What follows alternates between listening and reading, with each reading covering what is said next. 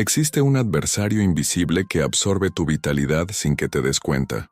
No reside en el exterior, sino en la forma en que procesas tus pensamientos, reaccionas a los eventos y pospones tu propia existencia. Si no es identificado a tiempo, este enemigo puede costarte años preciosos, mientras crees que solo estás esperando el momento perfecto. El estoicismo, lejos de ser una filosofía arcaica o inflexible, es una guía práctica para navegar por tormentas, tanto internas como externas. Es el instrumento que emperadores, esclavos, soldados y ciudadanos usaron para encontrar equilibrio cuando el mundo a su alrededor parecía derrumbarse. Sus lecciones no contienen promesas vacías, sino métodos probados para fortalecer la mente, calmar el corazón y aclarar el propósito. En este viaje de 15 lecciones, vamos a deconstruir los mitos que te han limitado y a reemplazarlos con herramientas prácticas que puedes aplicar inmediatamente. Entenderás por qué la felicidad no es un acaso, cómo convertir críticas en impulso, cómo tu vulnerabilidad puede convertirse en tu mayor fortaleza y por qué vivir alineado con tus valores libera una energía que nunca se agota. Cada lección ha sido diseñada para conectarse con la siguiente, garantizando que, al final, no solo tengas más claridad mental, sino una estructura sólida para edificar la vida que anhelas. Este no es un mensaje para ser escuchado y olvidado. Es una invitación a la práctica, a desafiar tus certezas y a tomar decisiones que reflejen tu mejor versión, incluso cuando el mundo parece no colaborar. Si estás listo para dejar de esperar y comenzar a vivir con propósito, la hora es esta. Todo empieza ahora. Lección 1. El poder de aceptar lo que no puedes cambiar. Existe una forma de agotamiento que no se manifiesta físicamente, pero que consume de manera continua nuestras reservas más vitales, la resistencia inútil. Es ese forcejeo interno contra las circunstancias que, por más que nos esforcemos, están fuera de nuestro alcance. Nos aferramos a la fantasía de que, con suficiente insistencia, la realidad se plegará a nuestros deseos. Mientras tanto, la vida sigue su curso, indiferente a nuestra terquedad. Los estoicos comprendieron que esta batalla constante contra lo inevitable es una de las mayores fuentes de agotamiento de energía, pues desvía nuestro enfoque de aquello que realmente podemos influir, manteniéndonos en un estado de tensión crónica. Aceptar lo que no puedes cambiar no es un acto de renuncia a tu dignidad, ni de conformismo con menos de lo que mereces. No se trata de una rendición pasiva o de una retirada por cobardía. Es, en realidad, una táctica deliberada. Es la decisión de asignar tu fuerza y tu tiempo donde pueden generar resultados concretos, en lugar de desperdiciarlos en un suelo que no puede florecer. La aceptación, en la visión estoica, no es resignación, sino una alineación con la realidad. Y alinearse con la realidad no es perder poder, es conquistarlo, pues te permite actuar sin el lastre de una guerra ya perdida. Epicteto ilustraba esta idea con una metáfora impactante, la del perro atado a un carro. Imagina a un perro sujeto por una correa a un carro en movimiento. Puede clavar las patas y ser arrastrado, lo que lo dejará exhausto y herido, o puede caminar junto al carro, ajustando su paso a la velocidad y al rumbo de éste. En ambas situaciones, el destino del trayecto es el mismo, pero en una hay sufrimiento innecesario y en la otra, armonía. El carro simboliza las circunstancias que no controlas. El perro es tu voluntad. Tu elección reside en cómo recorres ese camino. Marco Aurelio expresó la misma idea con otras palabras. Ama lo que te sucede porque está entretejido en el destino que tú mismo has elegido. Esta es la esencia del amor fati, el amor al destino. No se trata de una sumisión ciega a todo lo que ocurre, sino de ver en cada evento, incluso en el más adverso, una oportunidad para practicar la virtud, la paciencia, la creatividad, la fortaleza. Al amar tu destino, dejas de ser una víctima de la vida para convertirte en un colaborador de ella. El secreto para esta aceptación activa es la dicotomía del control, uno de los pilares del estoicismo. Según este principio, la realidad se divide en dos esferas: aquello que está bajo tu control, tus pensamientos, tus acciones, tus decisiones, y aquello que no lo está, la opinión ajena, el clima, el pasado, el azar. Gran parte de nuestra frustración nace de la confusión entre estas dos esferas o de la inversión de nuestra energía en la segunda. La práctica es entrenar la mente para identificar en cuál terreno se encuentra un problema y actuar en consecuencia. Si está bajo tu control, haz lo que sea preciso. Si no lo está, abandona la lucha.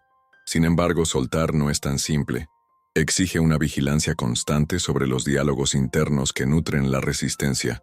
Observa cuántas veces al día tu mente repite frases como «esto no debería ser así» o «esto es injusto». Es cierto, muchas veces no es justo, pero la justicia o injusticia de un hecho no lo hace más o menos alterable. Lo que puedes cambiar es tu respuesta a él. Ese desplazamiento del foco, de la lamentación a la acción, es la verdadera libertad que la aceptación proporciona. La aceptación también tiene un efecto sorprendente. Preserva tu energía emocional para lo que de verdad importa. Al cesar la lucha contra lo inmutable, recuperas fuerza para perfeccionar lo que depende de ti. Es como cerrar un grifo invisible por donde tus recursos internos se estaban fugando. La serenidad obtenida no es un lujo, es una herramienta de supervivencia emocional en un mundo que nos lanza desafíos constantes. La práctica del amor fati y la dicotomía del control puede ser integrada fácilmente en el día a día. Por la mañana, antes de iniciar tus tareas, dedica algunos minutos para revisar mentalmente lo que el día reserva y separa lo que depende de ti de aquello que no depende. Si una reunión difícil se aproxima, concéntrate en preparar tu argumentación, no en controlar la reacción de los otros. Si el mal tiempo amenaza un plan, enfócate en encontrar alternativas en vez de gastar energía quejándote. Este ejercicio, repetido diariamente, fortalece la capacidad de actuar sin agotarse en batallas perdidas. Epicteto enseñaba que la libertad interna no es hacer lo que se quiere, sino querer lo que se hace cuando no hay otra opción. Es una redefinición radical de lo que es poder personal. No la capacidad de doblegar el mundo a nuestra voluntad, sino la de adaptarnos a él con sabiduría. La aceptación, vista así, es una forma superior de fuerza, pues implica renunciar a la ilusión de control total sin renunciar a la acción con propósito. La resistencia inútil es un ladrón que roba no solo tu paz, sino tu creatividad. Un artista que maldice la lluvia en vez de pintar con la luz disponible. Un emprendedor que se queja del mercado en vez de buscar nichos viables. Un padre que pasa más tiempo recordando cómo eran las cosas que aceptando cómo son. La vida no recompensa la resistencia ciega, sino la adaptación inteligente. Aceptar lo que no puedes cambiar es, en última instancia, un acto de amor propio. Es decirte a ti mismo, no voy a desgastarme donde no hay resultado. Voy a invertirme en aquello que puede florecer. Es un pacto con tu bienestar y con tu eficacia en el mundo. Como en la metáfora del perro y el carro, es elegir caminar en vez de ser arrastrado. La próxima vez que te veas atrapado en un ciclo de queja, pregúntate, ¿esto está bajo mi control? Si la respuesta es no, recuerda que la vida no espera a que termines tu lucha inútil, y como los sabios estoicos, puedes elegir soltar la correa, caminar junto al carro, y descubrir que en ese movimiento acompasado existe más libertad de la que jamás imaginaste. Porque el verdadero poder no está en cambiarlo todo, sino en cambiar la forma en que lo vives todo. Lección 2. El mito de la motivación constante. Vivimos inmersos en una cultura que venera la motivación como si fuera el motor esencial de toda acción significativa. Nos han repetido tantas veces que es preciso sentirse inspirado para actuar, que hemos acabado creyendo que, sin ese impulso emocional, cualquier esfuerzo está condenado al fracaso o es inútil. Esa idea, aunque seductora, es en realidad una trampa paralizante. Pues, ¿qué sucede en los días en que esa inspiración no surge? La respuesta es simple. Nosotros aplazamos, justificamos, procrastinamos, y el tiempo, implacable, continúa pasando. Los estoicos jamás depositaron su confianza en un estado de ánimo pasajero. Comprendían que la motivación es inconstante, que oscila como las mareas, y que depender de ella es como intentar edificar una casa sobre la arena. Marco Aurelio, al mando de un imperio asolado por guerras, no podía darse el lujo de esperar a sentir ganas para tomar decisiones que impactaban a millones de vidas. Epicteto, que experimentó la crueldad de la esclavitud, no esperaba la inspiración para instruir a sus alumnos. Séneca, rodeado de intrigas políticas, no permitía que la falta de entusiasmo momentáneo interrumpiera su producción filosófica. Ellos sabían que lo que sostiene el verdadero progreso no es la motivación, sino la disciplina. La motivación es como una ráfaga de viento. En el mejor de los casos, ayuda a avanzar por un tramo, pero no garantiza la llegada al destino. La disciplina, por otro lado, es el timón firme que permite navegar incluso sin vientos favorables. Actuar solo cuando se está motivado es una forma sofisticada de procrastinación. En contrapartida, actuar porque has decidido actuar, independientemente de tu humor, es una afirmación de autodominio. El problema es que hemos transformado la falta de motivación en una excusa socialmente aceptable. Decimos, no lo hice porque no estaba motivado, y todos asienten con comprensión, como si fuera un argumento legítimo. Pero, bajo la óptica estoica, esa lógica es extremadamente limitadora. Al esperar la motivación para actuar, estamos entregando el poder de decisión sobre nuestra vida a algo tan inestable como una emoción pasajera. La disciplina, al contrario, es una elección consciente, renovada cada día. No depende de un cielo despejado o de condiciones ideales. Es la capacidad de presentarse para hacer lo que te has propuesto, cumpliendo tu palabra, incluso sin ganas, incluso si el cuerpo se queja, incluso si la mente crea excusas. Marco Aurelio resumió esto de forma simple al escribir que, por la mañana, debemos recordarnos que hemos nacido para actuar como seres humanos, no para permanecer inertes bajo las sábanas en busca de comodidad. Y aquí reside un punto crucial. La disciplina no es rigidez ciega, sino constancia inteligente. No se trata de imponerse tareas sin propósito o de castigarse por no alcanzar un estándar inalcanzable. Se trata de identificar con claridad lo que es importante para ti y comprometerte a hacerlo de forma consistente, incluso en ausencia de motivación. Al hacer esto, entrenas tu mente para actuar por decisión, no por capricho emocional. Los estoicos tenían prácticas concretas para fortalecer este músculo de la disciplina. Una de ellas era la preparación mental diaria. Antes del inicio del día, dedicaban minutos a visualizar los desafíos que podrían surgir. Marco Aurelio escribía, «Hoy encontraré la ingratitud, la traición, la arrogancia, y nada de eso debe desviarme de mis principios». Esta anticipación no era pesimismo, sino una forma de vacunarse emocionalmente contra las sorpresas, entrando en la jornada con el espíritu preparado. Otra práctica poderosa que puedes adoptar es elaborar cada noche una lista de 3 acciones innegociables para el día siguiente. No importa el tamaño, lo crucial es que estén alineadas con tus prioridades y que te comprometas a cumplirlas. Pase lo que pase, estas acciones son anclas. Incluso si el día se vuelve caótico, siempre tendrás claridad sobre lo esencial a realizar. Al final, no se trata de hacer mucho, sino de hacer lo que realmente importa con consistencia. La tercera herramienta es la premeditatio malorum, la premeditación de los males. Consiste en imaginar los obstáculos que podrían surgir en tu camino. Puede parecer contraintuitivo, pero visualizar los problemas antes de que ocurran te prepara para actuar con calma cuando de hecho aparezcan. Si, por ejemplo, te propones correr y anticipas que puede llover, sentir pereza o que una excusa de trabajo puede surgir, no te tomarán por sorpresa. Tu mente ya tendrá una respuesta preparada y en vez de reaccionar impulsivamente, actuarás conforme a lo planeado.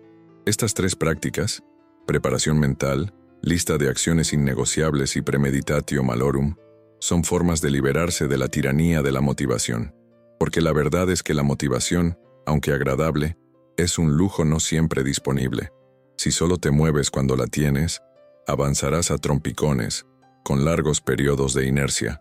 La disciplina, en contraste, ofrece una base sólida, independiente de fluctuaciones emocionales. Quizás pienses que actuar sin motivación suena frío o mecánico, pero es lo opuesto. Al cumplir tus compromisos, incluso en los días difíciles, construyes una relación de confianza contigo mismo. Te pruebas que puedes contar con tu propia palabra, y esa es una de las fuentes más poderosas de autoestima genuina. No se trata de castigarte, sino de honrarte cada vez que haces lo que dijiste que harías. Al fortalecer tu carácter y tu autorrespeto, la disciplina se convierte en más que un hábito. Se transforma en identidad. Dejas de ser alguien que actúa cuando tiene ganas para ser alguien que actúa porque ha decidido actuar. Y esa diferencia, aunque sutil, crea una distancia enorme en los resultados y en la percepción que tienes de ti mismo. Los estoicos sabían que la vida raramente ofrece condiciones ideales. Habrá días de cansancio, decepción, imprevistos y dolor. Esperar que la motivación surja en esas circunstancias es una apuesta arriesgada. En vez de eso, entrenar la disciplina es como construir un refugio al que siempre puedes regresar, independientemente de lo que suceda afuera. Te invito a que, esta misma noche, antes de dormir, anotes 3 acciones que mañana cumplirás sin excusas. No necesitan ser grandes hazañas. Puede ser una llamada importante, dedicar 15 minutos a la lectura o concluir una tarea pendiente. La clave no está en la magnitud de la acción, sino en tu compromiso inquebrantable de realizarla. Y mañana, cuando llegue la hora, no negocies contigo mismo. Recuerda, no lo haces porque tengas ganas, lo haces porque has elegido hacerlo. En poco tiempo, notarás algo curioso. La motivación, esa que parecía tan esencial, comenzará a aparecer con más frecuencia, no ya como un prerequisito, sino como una consecuencia de tu acción. Descubrirás que, muchas veces, el simple acto de empezar es lo que enciende el motor, y que la energía llega después, no antes. Este es uno de los secretos mejor guardados de la productividad y del bienestar. No esperes a sentirte listo para actuar. Actúa, y pronto te sentirás listo. La motivación constante es un mito, pues la naturaleza humana no funciona así. Somos criaturas de hábitos, y lo que repetimos diariamente nos define mucho más que sentimientos aislados. La disciplina es el puente que conecta lo que decimos querer con lo que de hecho hacemos. Y cada día que eliges cruzar ese puente, aunque el paisaje no sea el soñado, estás construyendo una vida guiada por principios, y no por caprichos. Si en la lección anterior aprendimos que la felicidad no se encuentra en la espera, sino que se crea con acciones, aquí damos un paso más allá. Esas acciones no necesitan el permiso de la motivación para existir. Se sostienen por la fuerza de tu decisión y por la claridad de tu propósito. La motivación puede o no visitarte, pero la disciplina siempre estará disponible si decides cultivarla. Y en esa elección diaria reside una de las más puras formas de libertad. Lección 3. Transformar obstáculos en combustible. Hay una cita atribuida a Marco Aurelio que resume una de las ideas más transformadoras del estoicismo. Lo que se interpone en el camino, se convierte en el camino. Esta no es solo una frase inspiradora. Es un principio funcional que altera fundamentalmente nuestra relación con las dificultades. Significa que aquello que surge como un impedimento o bloqueo no necesita ser un desvío final, sino que puede convertirse en parte integrante de nuestra jornada. La adversidad, cuando bien interpretada, deja de ser una interrupción para convertirse en la materia prima de nuestro crecimiento. Los estoicos no teorizaban sobre obstáculos, los vivenciaban directamente. Marco Aurelio lideró un imperio en medio de conflictos, epidemias y traiciones. Epicteto soportó la esclavitud antes de convertirse en un maestro de filosofía. Séneca enfrentó el exilio, acusaciones políticas y conspiraciones. Ninguno de ellos negó la severidad de sus circunstancias, pero tampoco permitieron que ellas definieran sus límites. Las utilizaron como un campo de entrenamiento continuo. Para un estoico, un obstáculo es como el peso que un atleta levanta. Su resistencia no es una calamidad, sino la propia condición para el desarrollo de la fuerza. El valor de esta perspectiva reside en no esperar que el mundo se conforme a nuestras preferencias para poder avanzar. Por el contrario, asume que las irregularidades del terreno son parte intrínseca del viaje. Si todo fuera llano y sin fricción, no desarrollaríamos la musculatura interna necesaria para mantenernos en pie cuando las verdaderas tempestades llegaran. El desconcierto, cuando bien gestionado, Es un maestro silencioso, y los obstáculos, lejos de ser enemigos, son las estaciones donde ese maestro nos espera. Al adoptar esta visión, un cambio profundo ocurre. La queja pierde su utilidad. En vez de preguntar, ¿por qué a mí?, la cuestión se transforma en, ¿qué puedo hacer con esto? Esta vuelta mental es radical, pues nos retira del papel de víctima y nos posiciona como arquitectos de nuestra propia respuesta. En ese punto, la adversidad deja de ser un muro para convertirse en un peldaño. La energía antes gastada en resistencia es canalizada hacia la acción creativa. Un ejemplo histórico que ilustra perfectamente este principio es el de Thomas Edison, cuya fábrica fue consumida por un incendio en 1914. Mientras las llamas devoraban años de trabajo y prototipos, Edison, lejos de rendirse al desánimo, le dijo a su hijo: «Mira, todos nuestros errores han sido quemados esta noche. Mañana empezaremos de nuevo». Este espíritu es profundamente estoico. Ver en la destrucción una oportunidad para construir con más claridad y menos peso. No se trata de un optimismo ingenuo, sino de una disciplina mental que busca incansablemente la utilidad dentro del impacto. En la práctica diaria, aplicar este principio requiere el entrenamiento de una habilidad que no siempre es natural: el análisis de oportunidades ocultas. Ante cualquier obstáculo, la mente tiende a enfocarse en lo que se ha perdido. El ejercicio consiste en ir más allá y preguntar: ¿qué puedo aprender de esto que no aprendería de otra forma? ¿Qué fortaleza puedo desarrollar ahora que antes no era necesaria? ¿Qué me está forzando a repensar o perfeccionar? Este cuestionamiento sistemático reconfigura la percepción del problema. Incluso si la situación es irreversible, el acto de extraer valor de ella altera el equilibrio interno. Los estoicos también recomendaban la adversidad voluntaria como forma de entrenamiento. Séneca, por ejemplo, practicaba ayunos y dormía en superficies incómodas, no por desprecio a la comodidad, sino para recordarse que podía vivir sin ella y que su bienestar no dependía de lujos. Epicteto sugería imaginar escenarios adversos para fortalecer la mente contra posibles eventualidades. Este tipo de práctica no busca el sufrimiento por el sufrimiento, sino fortalecer la capacidad de actuar con lucidez, incluso en condiciones desfavorables. Al exponerte de forma controlada al desconcierto, reduces el poder paralizante de los obstáculos cuando surgen inesperadamente. Imagina que estás en medio de un proyecto profesional y surgen complicaciones técnicas que retrasan todo.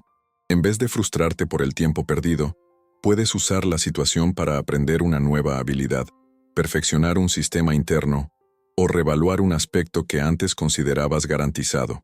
El obstáculo, entonces, se convierte en el catalizador de una mejora que, sin esa interrupción, tal vez nunca ocurriera. Este cambio de enfoque no elimina la dificultad, pero le confiere un propósito que alimenta la motivación. Claro, no todos los obstáculos se prestan a una lectura positiva inmediata. Existen pérdidas, traiciones y tragedias que requieren un periodo de duelo antes de que se pueda extraer de ellas un significado útil. El estoicismo no exige que saltemos directamente a la lección, sin pasar por la experiencia humana del dolor. Sin embargo, nos recuerda que tarde o temprano tenemos el poder de decidir si dejaremos que esa experiencia nos desgaste o nos fortalezca. El momento exacto en que transformamos la resistencia en impulso es personal, pero el principio permanece. Lo que hoy se interpone puede convertirse en una pieza fundamental de nuestro camino mañana. En última instancia, este enfoque transforma la vida en un taller continuo. Cada contratiempo se convierte en una herramienta más en el banco de trabajo. Algunas son incómodas, otras parecen inútiles al principio, pero con el tiempo se descubre que todas tienen una función. Y así, al mirar hacia atrás, no vemos una serie de interrupciones, sino un recorrido coherente, en el cual cada obstáculo contribuyó a la estructura que hemos construido. La próxima vez que sientas que algo bloquea tu avance, recuerda las palabras de Marco Aurelio. Pregúntate cómo ese obstáculo puede redefinir tu ruta sin detenerla. ¿Cómo puede convertirse en la nueva senda que ahora necesitas recorrer? El desconcierto no es enemigo del progreso. Muchas veces es su condición, y al transformar la resistencia en combustible, descubres que el camino no se allana, sino que se enriquece, porque en el estoicismo, como en la vida, no es la ausencia de obstáculos lo que nos fortalece, sino la forma en que los usamos para seguir avanzando. Lección 4. La trampa de esperar que la felicidad llegue sola. Existe un equívoco silencioso, tan difundido que frecuentemente pasa desapercibido, que nos roba energía, claridad y paz. Aplazar nuestra felicidad en la expectativa de que algo o alguien cambie externamente. Es la creencia de que nuestra vida será mejor cuando alcancemos un determinado hito, cuando poseamos algo que hoy nos falta, cuando las piezas encajen de una forma que todavía no ha sucedido. Sin darnos cuenta, aplazamos nuestra propia plenitud como quien guarda una carta cerrada, convenciéndonos de que aún no es el momento adecuado. Decimos, cuando consiga ese trabajo, entonces me sentiré realizado. Cuando encuentre a la persona adecuada, conoceré la felicidad. Y así, el presente se transforma en una mera sala de espera donde nada importante sucede, mientras toda nuestra esperanza se deposita en un futuro incierto. Los estoicos identificaron esta trampa hace más de 2 milenios. Marco Aurelio, que gobernó un imperio repleto de guerras, traiciones y pestes, no se permitía depender de un escenario ideal para encontrar la paz. Epicteto, que vivió como esclavo antes de alcanzar la libertad, descubrió que la serenidad no vendría con la ruptura de sus cadenas, sino cuando él aprendiera a dominar sus propios pensamientos. Séneca, que enfrentó el exilio, la pérdida de fortunas y la amenaza constante de la muerte, no esperó a que Roma se convirtiera en un lugar justo para vivir con propósito. Ninguno de ellos aguardó a que el mundo se alineara a su favor para empezar a vivir con significado. Sabían que la felicidad no es un destino a ser alcanzado, sino una práctica a ser cultivada diariamente. Cuando tu bienestar depende de factores externos, entregas tu poder a lo que no controlas. Es como dejar las llaves de tu casa en manos de un extraño, esperando que un día te las devuelva. En contrapartida, cuando decides que la fuente de tu energía y paz reside dentro de ti, recuperas algo fundamental, la libertad de ser el dueño de tu propia experiencia, independientemente de las circunstancias. La vida, con sus altibajos inevitables, deja de ser un juez que determina si puedes o no sentirte bien, y se convierte en un escenario donde tu papel principal no es esperar, sino actuar. Piensa en esto. La última vez que conquistaste algo que creías que te traería una felicidad duradera, ¿cuánto tiempo permaneció esa sensación? Tal vez algunos días, o semanas, antes de que regresaras al mismo punto de partida emocional. Esto no es un fallo tuyo, es un fenómeno humano conocido como adaptación hedónica, la tendencia natural a acostumbrarnos rápidamente a cambios positivos, por grandes que sean. Los estoicos ya comprendían esto siglos antes de la psicología moderna. Para ellos, buscar la felicidad exclusivamente en logros, objetos o personas era como intentar llenar un recipiente con un agujero en el fondo. No importa cuánto viertas, nunca quedará lleno. Marco Aurelio no escribía sus meditaciones en la comodidad, sino en campamentos militares, rodeado de incertidumbre y peligro, y aún así encontraba paz en medio del caos. Epicteto no necesitó la libertad física para ser libre por dentro. Séneca no esperó por justicia externa para vivir con integridad. Entendieron que la verdadera fortaleza está en encontrar propósito en lo que tienes ahora, no en lo que podrías tener después. Amar tu destino, lo que los estoicos llamaban amor fati, no es conformarse con lo que no te gusta, sino aceptar que este es tu punto de partida y que puedes dar significado incluso a lo que parece adverso. Cuando vives atrapado en la espera de condiciones perfectas, caes en una trampa doble. No solo retrasas tu felicidad, sino que también pierdes el presente. Te conviertes en un espectador de tu propia vida, observando de lejos mientras todo sucede. Te dices que la verdadera historia comenzará cuando, y ese cuándo se convierte en una meta que siempre se aleja. Lo irónico es que el presente, ese lugar que descartas mientras esperas, es el único espacio donde puedes realmente actuar, crear y transformar. Los estoicos nos invitan a cambiar la pregunta. En vez de ¿qué necesito para ser feliz?, se preguntaban, ¿Qué puedo hacer ahora para vivir de acuerdo con mis principios y valores? Al enfocar en lo que está bajo tu control, no solo recuperas energía, sino que encuentras dirección. Dejas de navegar a la deriva, a merced de los vientos externos, y asumes el timón. Y lo más importante, descubres que la calma no llega como un regalo del destino, sino como resultado de decisiones conscientes, repetidas cada día. Imagina que cada mañana, en vez de pensar en todo lo que falta, eligieras reconocer al menos una cosa valiosa que ya posees. Puede ser tu capacidad de aprender, la oportunidad de trabajar en algo que importa, o incluso la simple posibilidad de respirar y pensar por ti mismo. Este cambio de enfoque no es ingenuidad ni optimismo forzado, es un acto de poder.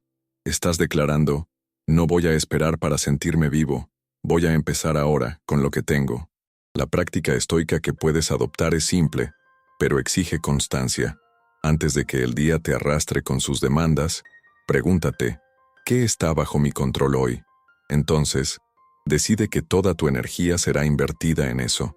Y cada vez que tu mente se desvíe hacia el seré feliz cuando, detente y regresa al presente.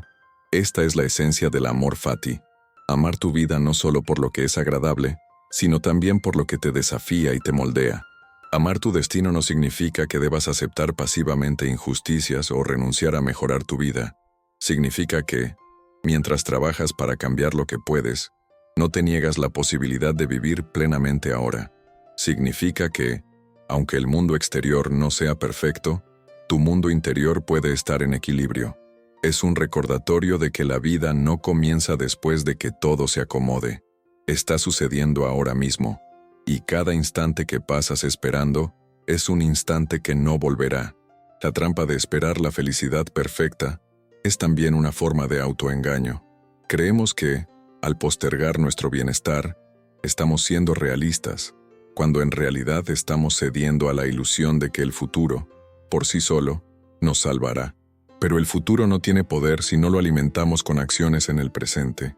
Los estoicos veían el tiempo como un recurso finito y precioso.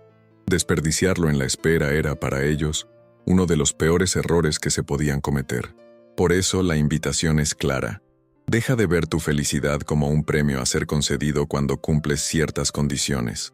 Comienza a verla como un músculo que fortaleces cada día, con decisiones pequeñas, coherentes y conscientes.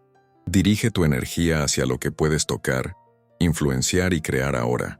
Al hacerlo, no solo dejas de ser rehén de lo que no controlas, sino que te das cuenta de que lo que ya posees, tus principios, tu capacidad de decidir, tu voluntad, es más que suficiente para construir una vida significativa. Si algo nos puede enseñar Marco Aurelio, es que el escenario perfecto no existe, pero la fortaleza para vivir con propósito, sí. Si algo nos recuerda Epicteto, es que la libertad más valiosa no depende de grilletes físicos, sino de nuestra mente. Y si algo nos legó Séneca, es la certeza de que el sentido de la vida no está en esperar mejores circunstancias, sino en elegir una actitud noble ante las que tenemos. Hoy, puedes empezar a vivir esa verdad. No necesitas que nada cambie afuera para empezar a cambiar tu mundo interior. No necesitas que llegue un momento perfecto para dar el primer paso. No necesitas esperar a que la vida te sonría para decidir sonreírle tú primero. Esa es la diferencia entre una existencia consumida en la espera y una vida construida instante a instante, con la certeza de que la felicidad no es un regalo pendiente, sino una obra que tú mismo creas. Si quieres llevar esto a la práctica, comprométete contigo mismo ahora. Elige un acto consciente que puedas realizar hoy para alinearte con lo que valoras. Puede ser algo tan simple como dedicar algunos minutos a reflexionar en silencio, escribir 3 cosas por las que sientes gratitud, o resolver con serenidad un problema pendiente. Cada vez que actúas así, refuerzas la idea de que no estás esperando que la felicidad llegue, sino que la estás cultivando, aquí y ahora. Esa es la base sobre la que los estoicos construyeron sus vidas y sobre la que tú también puedes edificar la tuya. Lección 5. La energía oculta en el presente. Una de las contradicciones más sutiles de la vida moderna es que, Mientras buscamos incesantemente más energía para enfrentar nuestros días, desperdiciamos una parte significativa de ella en lugares donde no poseemos poder alguno, el pasado y el futuro. Nuestra mente, naturalmente inquieta, tiende a divagar, repasando conversaciones que ya han concluido, reviviendo errores que no pueden ser corregidos o anticipándose a problemas que aún no existen. Cada uno de estos saltos mentales, ya sea hacia lo que ya pasó o hacia lo que aún no ha llegado, consume pequeñas dosis de energía que, acumuladas, nos dejan exhaustos sin que hayamos realizado nada verdaderamente productivo. Es como intentar llenar un vaso que, sin darnos cuenta, posee múltiples fugas. Los estoicos comprendían que el presente es el único territorio donde nuestras acciones pueden, de hecho, tener efecto.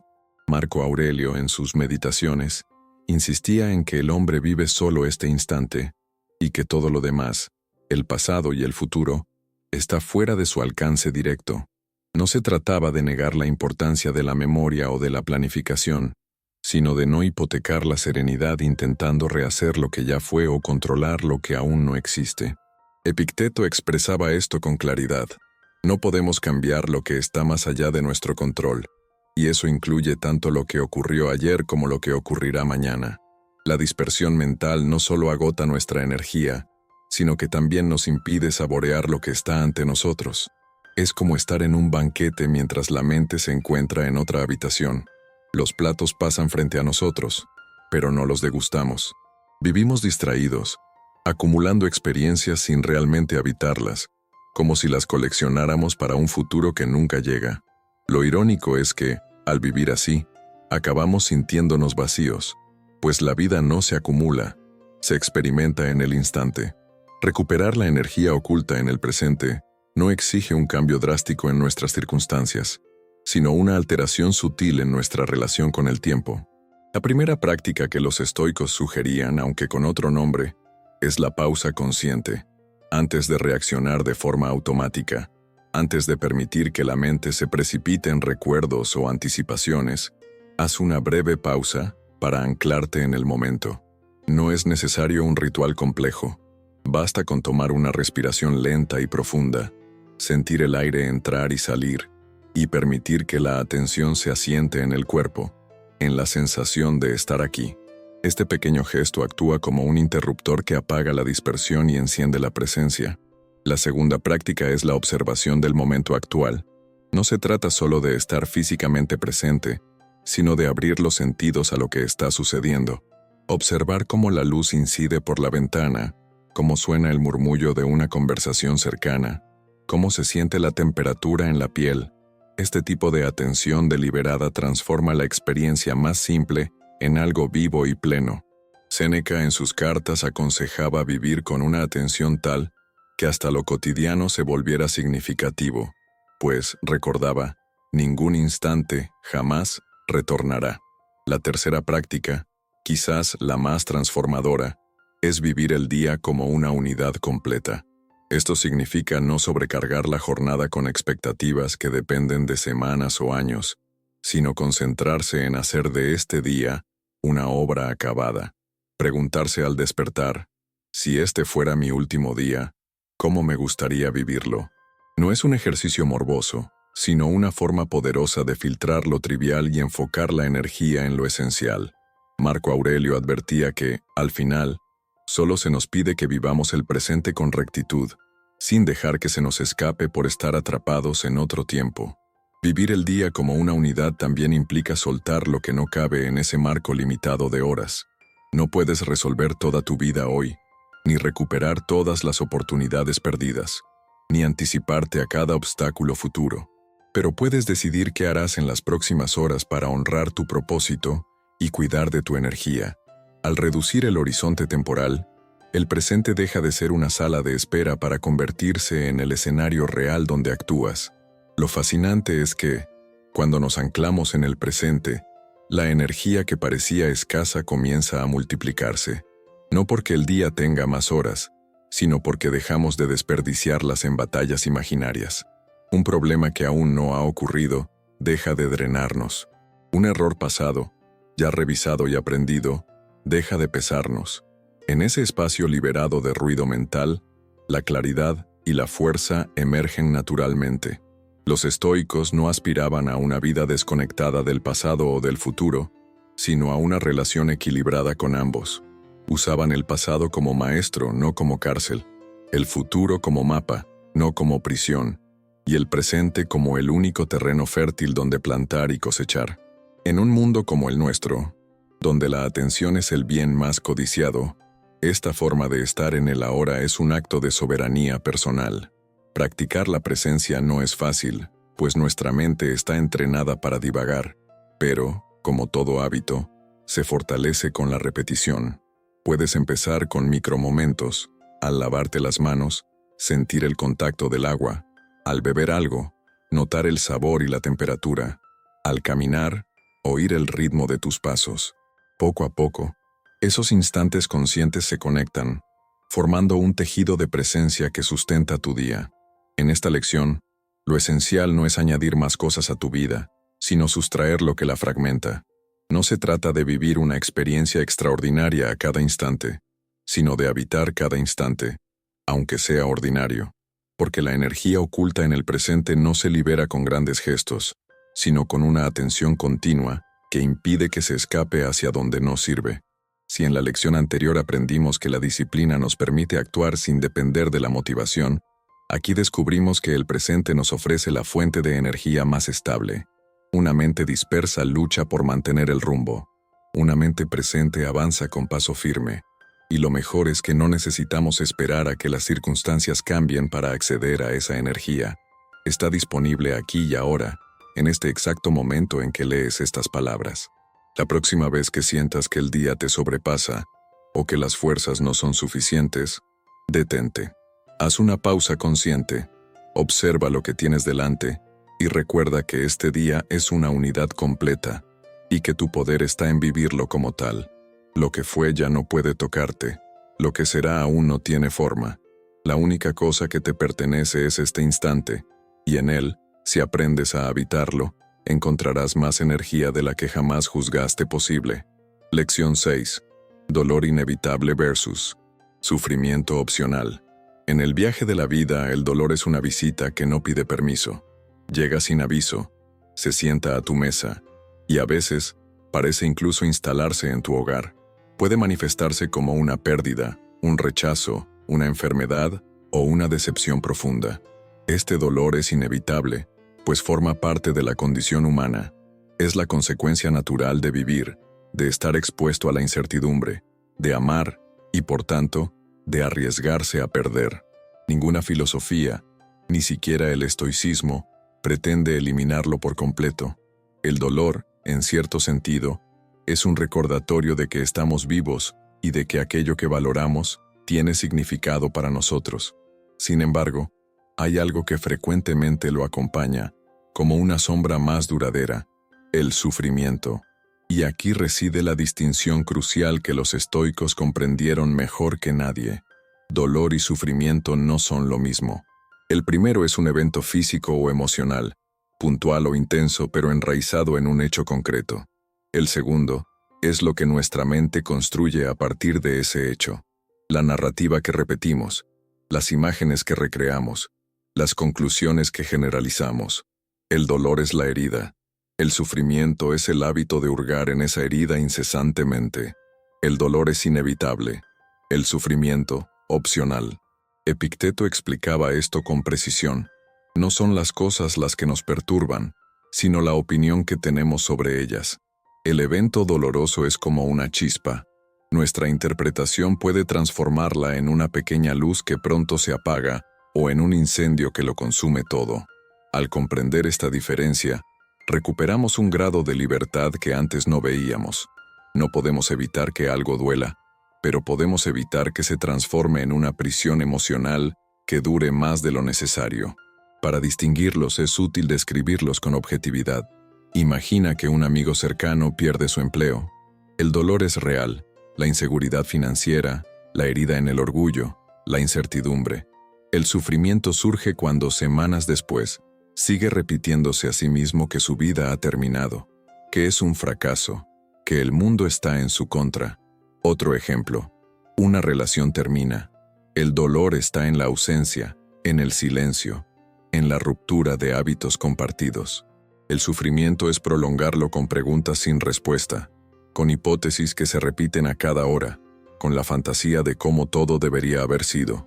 El dolor es una experiencia, el sufrimiento, una narrativa. El estoicismo nos invita a practicar el reencuadre, mirar los hechos desde un ángulo diferente, no para negar la realidad, sino para devolverle proporción y sentido. El dolor puede ser visto como una oportunidad para ejercitar la fortaleza, para purificar prioridades, para descubrir nuestra capacidad de adaptación. Marco Aurelio, en medio de guerras, pestes y pérdidas familiares, escribía en sus meditaciones, no para regodearse en la tristeza, sino para recordarse que cada acontecimiento es materia prima para la virtud. La adversidad, bien encarada, no es solo un peso, también es un molde. La práctica del reencuadre estoico comienza con un paso esencial: interrumpir la narrativa dramática. Nuestra mente, si no es vigilada, tiende a exagerar y a proyectar. Transforma un hecho puntual en una profecía catastrófica y un episodio doloroso en una identidad permanente. La disciplina aquí consiste en describir los hechos tal como son, sin adornos emocionales innecesarios. En vez de «todo me sale mal», decir «este proyecto específico no funcionó como esperaba». En vez de «nunca me recuperaré de esto», afirmar «hoy siento dolor y necesitaré tiempo para adaptarme». El lenguaje que usamos no es inocente, moldea la forma en que vivimos el dolor. Abandonar la narrativa dramática no significa minimizar lo que ocurrió, sino devolverle su tamaño real. Significa reconocer que el dolor tiene un inicio, un ápice, y con el tiempo y el cuidado adecuados, un fin, o al menos, una transformación. Es entender que, aunque no puedas borrar el hecho, puedes evitar alimentarlo con pensamientos que lo eternicen. El sufrimiento opcional se nutre de cada repetición mental, de cada escena revivida, de cada y sí que proyectamos. El estoico corta ese ciclo no por la negación, sino por la elección consciente de dónde poner la atención. Un ejercicio práctico para romper ese patrón es aplicar la técnica de la vista desde arriba, usada por los estoicos. Consiste en imaginar que te elevas mentalmente sobre tu vida, como si la observaras desde gran altitud. Desde esa perspectiva, los problemas actuales se ven en su contexto, como un episodio dentro de una biografía más amplia. Lo que hoy ocupa toda la pantalla de tu mente, desde esa altura, se convierte en solo un punto en el paisaje. Esto no elimina el dolor, pero reduce su capacidad de dominarlo todo, devolviéndote margen de maniobra emocional. Séneca, en sus cartas, aconsejaba enfrentar el dolor con un tipo de valentía que no excluye la sensibilidad. Reconocía que hay golpes que nos doblan, pero advertía que permanecer doblado es una elección. La vida, decía él, nos ofrece un número finito de días. Prolongar innecesariamente el sufrimiento es robar espacio a la serenidad y a las posibilidades que aún existen. La fortaleza estoica no se construye en ausencia de dolor, sino en la capacidad de impedir que monopolice nuestra existencia. Aceptar que el dolor es inevitable nos prepara para recibirlo sin sorpresa o drama excesivo. Reconocer que el sufrimiento es opcional nos devuelve la responsabilidad de decidir qué hacer con él. Ambas verdades, juntas, nos permiten transitar por la vida con una mezcla de realismo y esperanza, sabiendo que no se trata de blindarse para no sentir, sino de sentir sin quedar atrapado. La próxima vez que sientas el peso de un golpe inesperado, haz una pausa y pregúntate, ¿esto que siento es dolor o es sufrimiento? Si es dolor, abrázalo como parte del viaje humano. Si es sufrimiento, observa qué pensamientos lo alimentan y corta el suministro. Recuerda que el dolor, bien comprendido, puede perfeccionar tu carácter. El sufrimiento innecesario, por otro lado, solo erosiona tu energía y tu claridad. En el silencio que queda tras esta distinción, descubrirás que gran parte de tu carga era autoimpuesta y que, al soltarla, el dolor restante se vuelve más ligero, más puro, más transitable. Porque, como nos recuerdan los estoicos, no se trata de eliminar todas las tormentas, sino de aprender a no añadir tempestades propias a aquellas que el destino ya trae. Ahí reside una de las libertades más preciosas que podemos conquistar. Lección 7. Tu tristeza podría ser sabiduría disfrazada.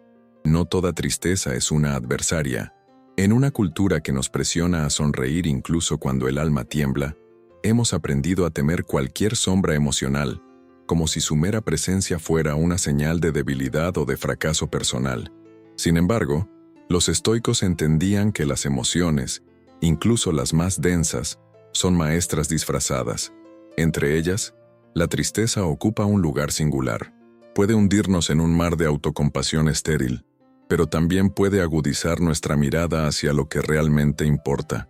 La clave está en aprender a distinguir entre la tristeza que corroe y la tristeza que instruye. La tristeza tóxica es aquella que permanece inmóvil, que se aferra a su propio peso y nos aprisiona en un ciclo sin fin.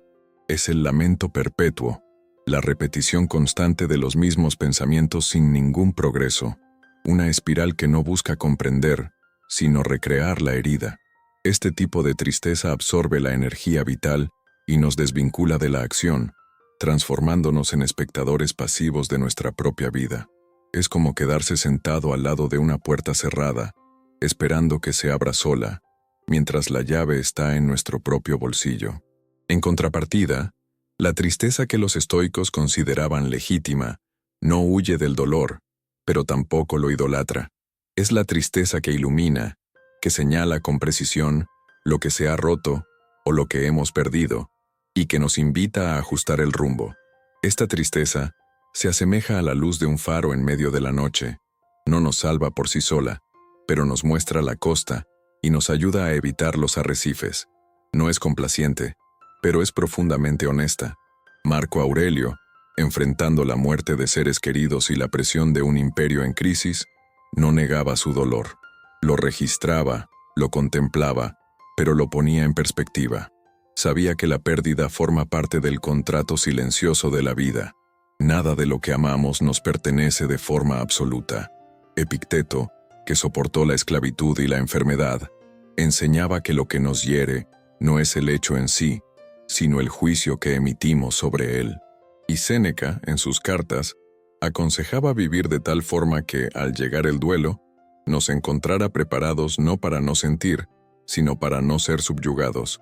Los estoicos practicaban un análisis filosófico de las emociones. Ante la tristeza, no se apresuraban a sofocarla o dramatizarla. Se preguntaban, ¿qué quiere mostrarme? Observaban la emoción como un mensajero, no como un tirano. Este examen exigía una honestidad brutal, reconocer si la tristeza provenía de un apego excesivo, de expectativas irreales, o de una pérdida genuina que, una vez aceptada, podría transformarse en gratitud por lo vivido. Es aquí donde la práctica de la vista desde arriba se vuelve esencial. Imagina que elevas tu mirada por encima de tu vida actual, como si observaras tu existencia desde una gran altitud, contemplando las ciudades, las personas y los acontecimientos como piezas en un vasto tablero.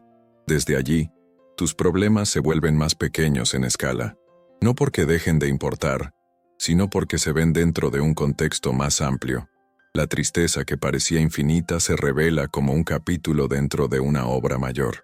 Esta perspectiva no anula el dolor, pero lo coloca en su debido lugar, impidiendo que contamine todo con su sombra.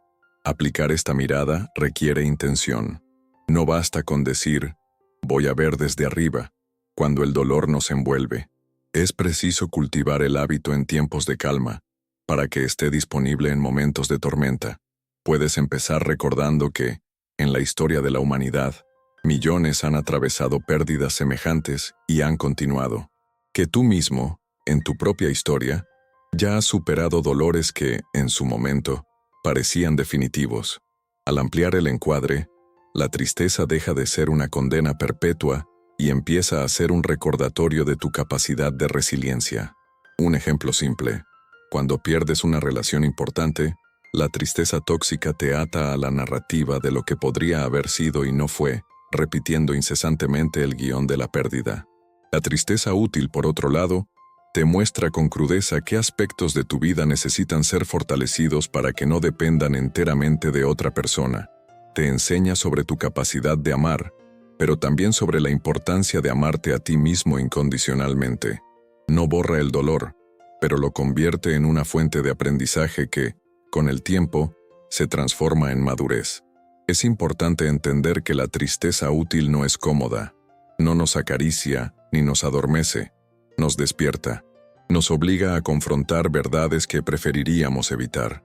Pero es precisamente ese desconcierto lo que limpia, como la lluvia fría que barre el polvo acumulado. Por eso, los estoicos no la evitaban, la atravesaban con la certeza de que, del otro lado, encontrarían una versión más lúcida de sí mismos.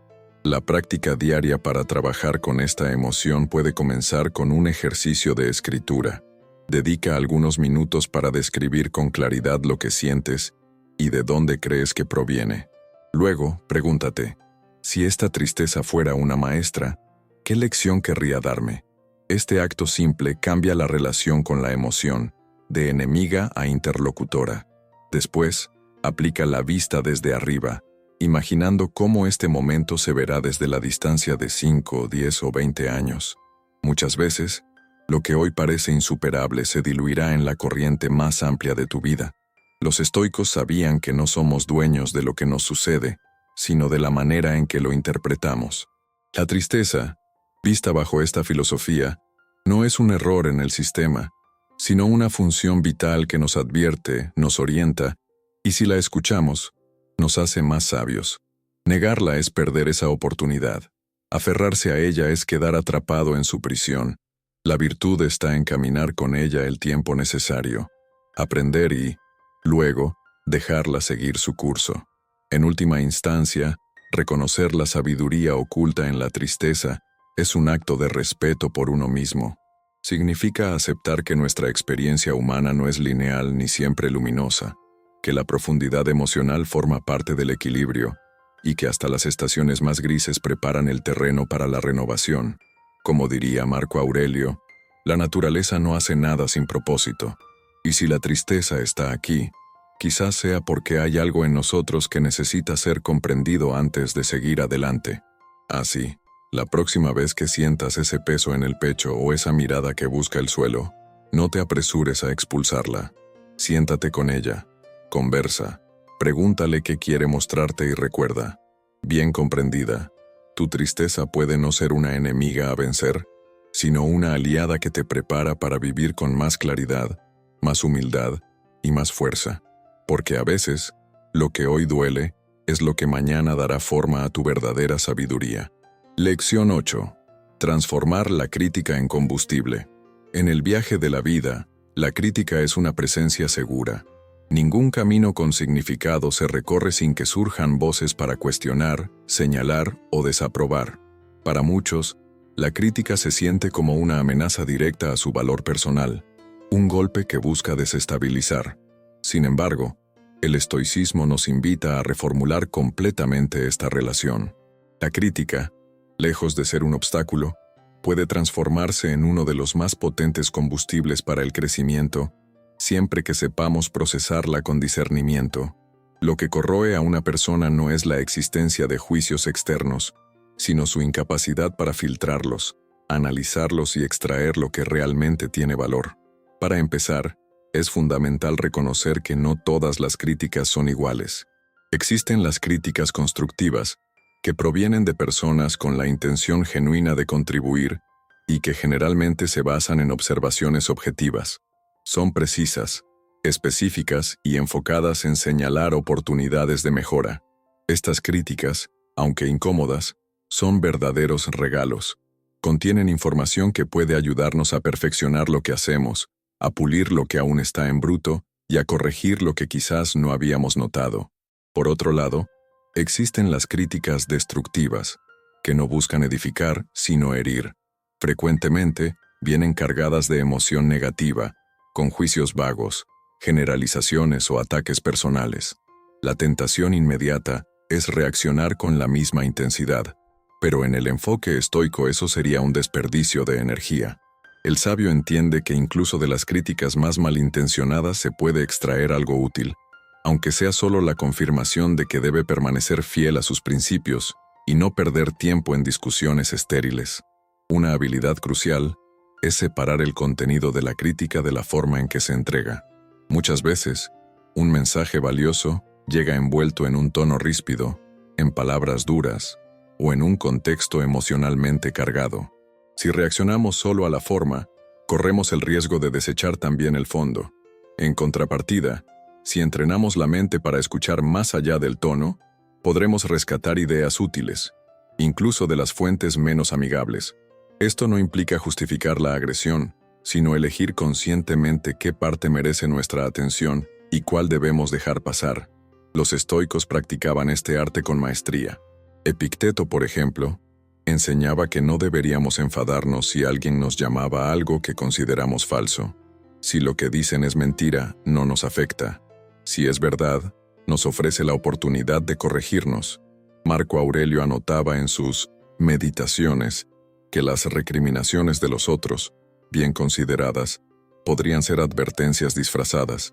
Incluso Séneca, que fue blanco de intrigas y acusaciones, reconocía que escuchar a los críticos era una forma de ampliar la propia perspectiva, siempre que no se permitiera que el veneno emocional eclipsara el valor potencial del mensaje. En la práctica, una de las herramientas más poderosas para transformar la crítica en combustible es realizar un examen periódico de críticas recibidas. Esto implica reservar un momento, quizás semanal o mensual, para repasar lo que otros nos han señalado, ya sea de forma directa o indirecta. Anotar las observaciones y clasificarlas por utilidad nos permite descubrir patrones. Quizás varias personas han señalado el mismo aspecto de nuestro comportamiento o trabajo, lo que podría indicar un área genuina de mejora. Este ejercicio nos obliga a filtrar lo esencial de lo accesorio y a trabajar con datos concretos en vez de impresiones momentáneas. Otra estrategia, más avanzada y profundamente estoica, es la crítica anticipada. Consiste en imaginar lo que nuestros críticos, reales o hipotéticos, dirían sobre nuestras acciones o decisiones antes de realizarlas. Este ejercicio no busca paralizarnos con dudas, sino fortalecer nuestro plan, identificar posibles fallos y prepararnos emocionalmente para recibir comentarios adversos sin que nos sorprendan. Así como los estoicos practicaban la premeditatio malorum para anticipar la adversidad y disminuir su impacto, podemos practicar esta anticipación crítica para reforzar nuestras acciones y blindar nuestra serenidad. Es importante entender que la crítica, incluso la más bien intencionada, no define quiénes somos. Define, en el mejor de los casos, cómo somos percibidos en un momento específico y bajo determinadas circunstancias. Si la tomamos como un espejo absoluto, caemos en el error de moldearnos constantemente según las opiniones ajenas, perdiendo nuestra coherencia interna. El objetivo estoico no es complacer a todos, sino permanecer fiel a la virtud y usar la crítica como un faro que ilumina, no como un látigo que somete. Transformar la crítica en combustible requiere también un cambio de enfoque emocional. En vez de verla como un ataque, podemos considerarla un entrenamiento. Cada comentario, favorable o no, es una oportunidad para practicar la paciencia, la objetividad y la templanza. Cuando logramos recibir una observación con la calma de quien oye datos, y no insultos, estamos ejercitando una de las virtudes más elevadas, el dominio sobre nuestras reacciones. Imaginemos por un momento que cada crítica es como una piedra arrojada en nuestra dirección. Si respondemos con ira, intentamos devolverla con la misma fuerza, agotándonos y perpetuando el conflicto. Si la ignoramos completamente, podemos desperdiciar un material valioso. Pero si la recogemos, la examinamos y la usamos para construir, poco a poco erigimos una estructura más sólida que la que teníamos antes. Esa estructura es nuestro carácter, y cada piedra que antes parecía un obstáculo se convierte en parte de nuestra fortaleza. En última instancia, la crítica deja de ser una fuente de sufrimiento cuando dejamos de tomarla como un juicio definitivo y la tratamos como información. Y la información, procesada con sabiduría, se convierte en poder. el poder de ajustar el rumbo, de pulir nuestras habilidades, de afianzar nuestras convicciones o simplemente de confirmar que estamos dispuestos a seguir adelante, aunque otros no comprendan el camino que hemos elegido. Así, la próxima vez que una voz externa nos señale algo, podremos hacer una pausa y preguntar, ¿qué puedo aprender de esto? ¿Qué parte es útil? ¿Y qué parte debo dejar ir? Con el tiempo, descubriremos que no hay crítica capaz de detenernos, pues hemos aprendido a alimentarnos incluso de aquello que antes nos heriría, y cuando llegamos a ese punto, entendemos que la verdadera fuerza no está en no ser criticado, sino en saber crecer gracias a ello. Lección 9. El combustible oculto en tus valores innegociables. En un mundo donde casi todo parece flexible y la adaptabilidad se ve como una virtud suprema, existe un territorio interno que no puede ser cedido sin graves consecuencias: el de nuestros valores innegociables. Son aquellas convicciones fundamentales que, aunque no siempre verbalizadas, actúan como los cimientos invisibles sobre los cuales erigimos nuestra vida. Cuando son corroídos, el deterioro no es ruidoso, sino silencioso, como una fisura que poco a poco compromete la estabilidad de toda la estructura. El riesgo no es solo moral, sino también energético. Cada vez que cedemos en lo esencial, algo dentro de nosotros se extingue, y la chispa que da sentido y dirección a nuestras acciones comienza a desvanecerse. Los estoicos comprendían que el verdadero poder no reside en controlar las circunstancias externas, sino en mantener la coherencia interna intacta. Epicteto advertía que nada externo puede herirnos si no lo permitimos, pero que el peligro real emerge cuando traicionamos nuestras propias convicciones para obtener un beneficio inmediato o evitar un desconcierto. Esa traición, por pequeña que parezca, tiene un costo alto, consume nuestra autoestima, debilita nuestra capacidad de confiar en nosotros mismos y nos roba una fuente esencial de energía, aquella que proviene de saber que actuamos de acuerdo con lo que creemos justo. Los valores innegociables funcionan como faros en medio de la niebla. Son el recordatorio constante de quiénes somos, incluso cuando las corrientes sociales o las presiones personales nos invitan a desviarnos. No se trata de rigidez ciega, sino de integridad lúcida, la capacidad de adaptarnos en lo accesorio, pero permanecer firmes en lo esencial. Y es precisamente esa firmeza la que alimenta un tipo de energía que no fluctúa con elogios o críticas. Cuando nuestras acciones están alineadas con nuestras convicciones más profundas, se genera una fuerza interna que nos sostiene incluso en los momentos de cansancio o duda. El riesgo de comprometer esos principios fundamentales no siempre se presenta de forma obvia. A veces, llega disfrazado de oportunidad única, de concesión mínima o de compromiso temporal. Un empleo que exige que ignoremos prácticas injustas. Una relación que nos pide silenciar partes esenciales de nosotros mismos. Una decisión que nos impele a actuar contra lo que sabemos que es correcto. El problema es que, al cruzar una línea roja, por muy fina que parezca, estamos entrenando a nuestra mente para considerar que quizás esas fronteras no son tan importantes, y, poco a poco, la claridad moral que nos guiaba se diluye.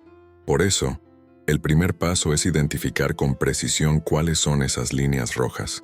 No basta con tener una idea vaga de lo que no aceptaríamos. Necesitamos una lista clara, reflexionada y, si es posible, escrita, que no deje margen para ambigüedades cuando la presión surja. Preguntarse a uno mismo, ¿qué aspectos de mi vida, de mi trato con los demás y de mi conducta personal son absolutamente innegociables? Para algunos puede ser la honestidad, para otros, el respeto a la palabra dada o la negativa a participar en actos que perjudiquen a otros deliberadamente. Lo importante es que estos principios no sean prestados o heredados sin reflexión, sino fruto de un examen profundo y personal. Defender estas líneas rojas requiere preparación previa, pues la tentación raramente se presenta en momentos de calma y lucidez. Suele aparecer en medio del cansancio, la necesidad o el miedo, cuando la mente busca soluciones rápidas. Es ahí donde la práctica estoica nos ofrece un recurso valioso: ensayar mentalmente la resistencia antes de que la prueba llegue. Así como un soldado entrena antes de la batalla, podemos anticipar escenarios en los que nuestros principios podrían ser puestos a prueba y decidir con antelación cuál será nuestra respuesta. Esta premeditatio tentationis no elimina la dificultad, pero nos da una base firme a partir de la cual actuar. La defensa de lo innegociable no es un acto aislado, sino una disciplina cotidiana. Cada vez que elegimos la coherencia en detrimento de la conveniencia, reforzamos nuestra identidad y aumentamos nuestra resistencia interna. Esta acumulación de pequeñas victorias tiene un efecto profundo. No solo preserva nuestros valores, sino que multiplica nuestra energía vital. Vivir en congruencia es vivir sin el peso del autoengaño, sin la fatiga de sostener una imagen que no corresponde a nuestra realidad interior. Marco Aurelio recordaba que el alma se debilita cuando actúa contra sí misma, y tenía razón. Cada concesión injustificada es como una fuga invisible que, con el tiempo, drena nuestra fuerza. Por otro lado, cuando actuamos en sintonía con lo que consideramos correcto, sentimos una expansión interna, una sensación de estabilidad que no depende de la aprobación ajena ni del resultado inmediato. Esa estabilidad se convierte en un combustible oculto que alimenta nuestra perseverancia, nuestra capacidad de enfrentar la adversidad y nuestra disposición para seguir adelante, incluso cuando las circunstancias parecen desfavorables. En última instancia, mantenerse fiel a nuestros valores innegociables es un acto de amor propio y de respeto por nuestra propia historia. Es decirle al mundo, y recordarnos a nosotros mismos, que nuestro tiempo y nuestra energía son demasiado valiosos para ser desperdiciados en caminos que nos alejan de lo que realmente importa. Y aunque el precio de esa firmeza a veces sea alto, la recompensa es incomparable. La certeza de que, pase lo que pase afuera, seguimos siendo dueños de nosotros mismos. Lección 10. La energía infinita de vivir según tus valores. Existe una fuente de energía que no se agota con el paso de las horas, ni se disipa ante las dificultades externas. No es la motivación pasajera, ni el entusiasmo que depende de circunstancias favorables. Es una fuerza más profunda, silenciosa y consistente, aquella que emerge de una vida en coherencia con los propios valores. Cuando lo que pensamos, lo que decimos y lo que hacemos están alineados con aquello que consideramos esencial y verdadero, la vida fluye con una fuerza que no necesita impulsos externos. La fatiga emocional disminuye, las dudas se disipan y las decisiones se vuelven más firmes. Es como si la mente y el corazón dejaran de luchar entre sí para remar en la misma dirección. El estoicismo enseña que el alma se desgasta no por el esfuerzo de actuar, sino por la fricción interna generada cuando nuestras acciones contradicen nuestras convicciones. Marco Aurelio expresó esto con una claridad admirable. Si lo que haces no está de acuerdo con tu naturaleza, te agotarás. Esa naturaleza de la que hablaba no es un instinto animal, sino el conjunto de principios que define quién eres en tu esencia. Vivir contra ellos es como caminar con una piedra en el zapato. Puedes avanzar, pero cada paso te roba un poco de fuerza. En contrapartida, cuando cada acción refleja tus valores, experimentas una energía sostenida que no proviene de dormir más horas o de consumir más estímulos, sino de la integridad interior. El primer paso para acceder a esta fuente inagotable es identificar cuáles son, de hecho, tus valores personales. No aquellos que la sociedad espera de ti, ni los que repites por sonar bien, sino aquellos que, si fueran violados, te harían sentir que te has traicionado. Algunos descubrirán que su valor central es la honestidad, otros, la libertad, otros, el respeto o la justicia. La clave está en un ejercicio de introspección honesta, alejando las influencias externas para escuchar qué principios son irrenunciables. Este proceso puede ser incómodo, pues obliga a cuestionar costumbres, lealtades e incluso relaciones que quizás han sido guiadas por valores ajenos. Una vez identificados, el desafío siguiente es aplicarlos de manera consciente en el día a día.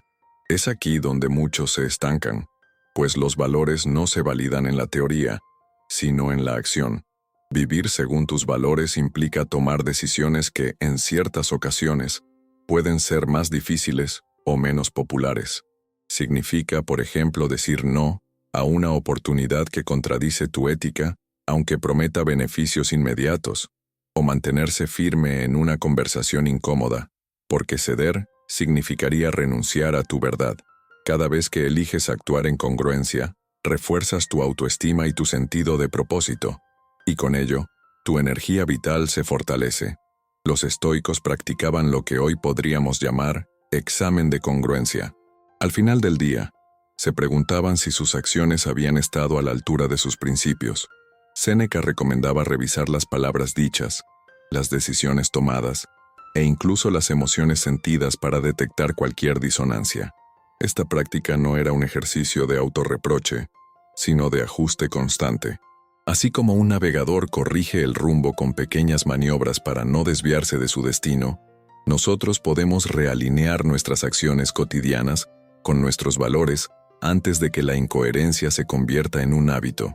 Otro aspecto fundamental es tomar decisiones basadas en valores, y no en estados emocionales momentáneos. Las emociones son volátiles, y aunque necesarias, no siempre nos llevan a un buen puerto si se convierten en el único criterio de acción. La ira puede impulsarte a decir algo que contradice tu compromiso con la prudencia. El miedo puede hacerte renunciar a una oportunidad que se alinea con tu valor de crecimiento personal. Cuando decides a partir de tus valores, construyes una brújula interna que te guía incluso en medio de la tormenta emocional. Es posible que el camino sea más largo o más exigente, pero cada paso será más sólido, pues no estará sustentado por impulsos efímeros, sino por convicciones duraderas. La energía obtenida de esta coherencia es diferente de cualquier otra. No es un pico breve de entusiasmo, sino un flujo constante que se renueva cada vez que actúas en sintonía con lo que crees. Incluso en jornadas arduas, cuando el cansancio físico es inevitable, esta fuerza interior te mantiene en movimiento, porque no estás luchando contra ti mismo. Es la energía de saber que, aunque nadie más vea o reconozca, estás viviendo de acuerdo con lo que consideras correcto. Para poner esto en práctica, puedes empezar con 3 pasos simples. Primero, anota tus 5 valores esenciales. Segundo, revisa tus decisiones recientes y observa si están alineadas con ellos. Tercero, antes de tomar una nueva decisión importante, pregúntate, ¿esto refuerza o traiciona mis valores? Esta simple pausa antes de actuar crea un espacio de lucidez que, con el tiempo, se torna en un hábito protector. El contraste es nítido cuando vivimos en incoherencia. Aquella sensación de cansancio mental, de apatía inexplicable o de frustración constante, muchas veces no proviene de factores externos, sino de pequeñas traiciones internas repetidas a lo largo del tiempo. Es como si, cada vez que actuamos contra nuestros valores, perdiéramos una parte de nuestra energía vital. Por eso, al recuperar la coherencia, sentimos una revitalización que ninguna fuente externa puede ofrecer. El estoicismo no promete una vida sin obstáculos, pero sí una vida en la cual, hasta las pruebas más duras se enfrentan con más fortaleza cuando se sabe que se está actuando conforme a la propia brújula interna. Esa certeza no solo da energía, sino que la multiplica, pues cada desafío superado en coherencia fortalece la confianza en uno mismo, y con ella, la disposición para seguir avanzando. Vivir según tus valores es, en suma, una inversión de energía que se retroalimenta. Cada acto congruente te devuelve más fuerza de la que invertiste para realizarlo. Es una ecuación simple, pero poderosa. Integridad interna es igual a energía sostenible. Y en un mundo donde muchos viven exhaustos por intentar complacer expectativas ajenas, elegir esta forma de vida es quizás la más radical y liberadora de las decisiones. Lección 11. La paradoja de encontrar fuerza en la vulnerabilidad. En un mundo que frecuentemente confunde fortaleza con invulnerabilidad, la idea de encontrar fuerza en la vulnerabilidad puede sonar como una contradicción. Sin embargo, tanto la experiencia humana como la filosofía estoica nos muestran que no es el caso. La vulnerabilidad no es sinónimo de debilidad, sino una cualidad que, cuando bien comprendida, abre la puerta a un tipo de fuerza más profundo, aquella que no se basa en aparentar control absoluto, sino en conocer nuestras propias limitaciones y trabajar conscientemente con ellas. El estoicismo nunca promovió la imagen del sabio como alguien impenetrable o insensible. Por el contrario, reconoce que la condición humana es frágil y que esa aceptación, lejos de debilitarnos, nos permite vivir con mayor lucidez. Aquí, es crucial distinguir entre la vulnerabilidad tóxica y la vulnerabilidad saludable. La primera es aquella que se transforma en exposición indiscriminada, en una búsqueda constante de validación externa o en la delegación de nuestra responsabilidad emocional a otros. Es un desnudarse sin filtro, no para conectarse, sino para obtener una reacción, un alivio inmediato que raramente se traduce en crecimiento. La vulnerabilidad tóxica acaba drenando tanto a quien la ejerce como a quien la recibe, pues carece de un propósito más allá del desahogo momentáneo. La vulnerabilidad saludable, en contraste, es selectiva y consciente.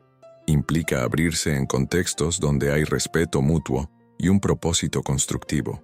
No se trata de exhibir cada debilidad, sino de reconocerlas primero para nosotros mismos y, después, compartirlas cuando ello puede generar comprensión, aprendizaje o apoyo real. Este tipo de vulnerabilidad es una herramienta, no un peso.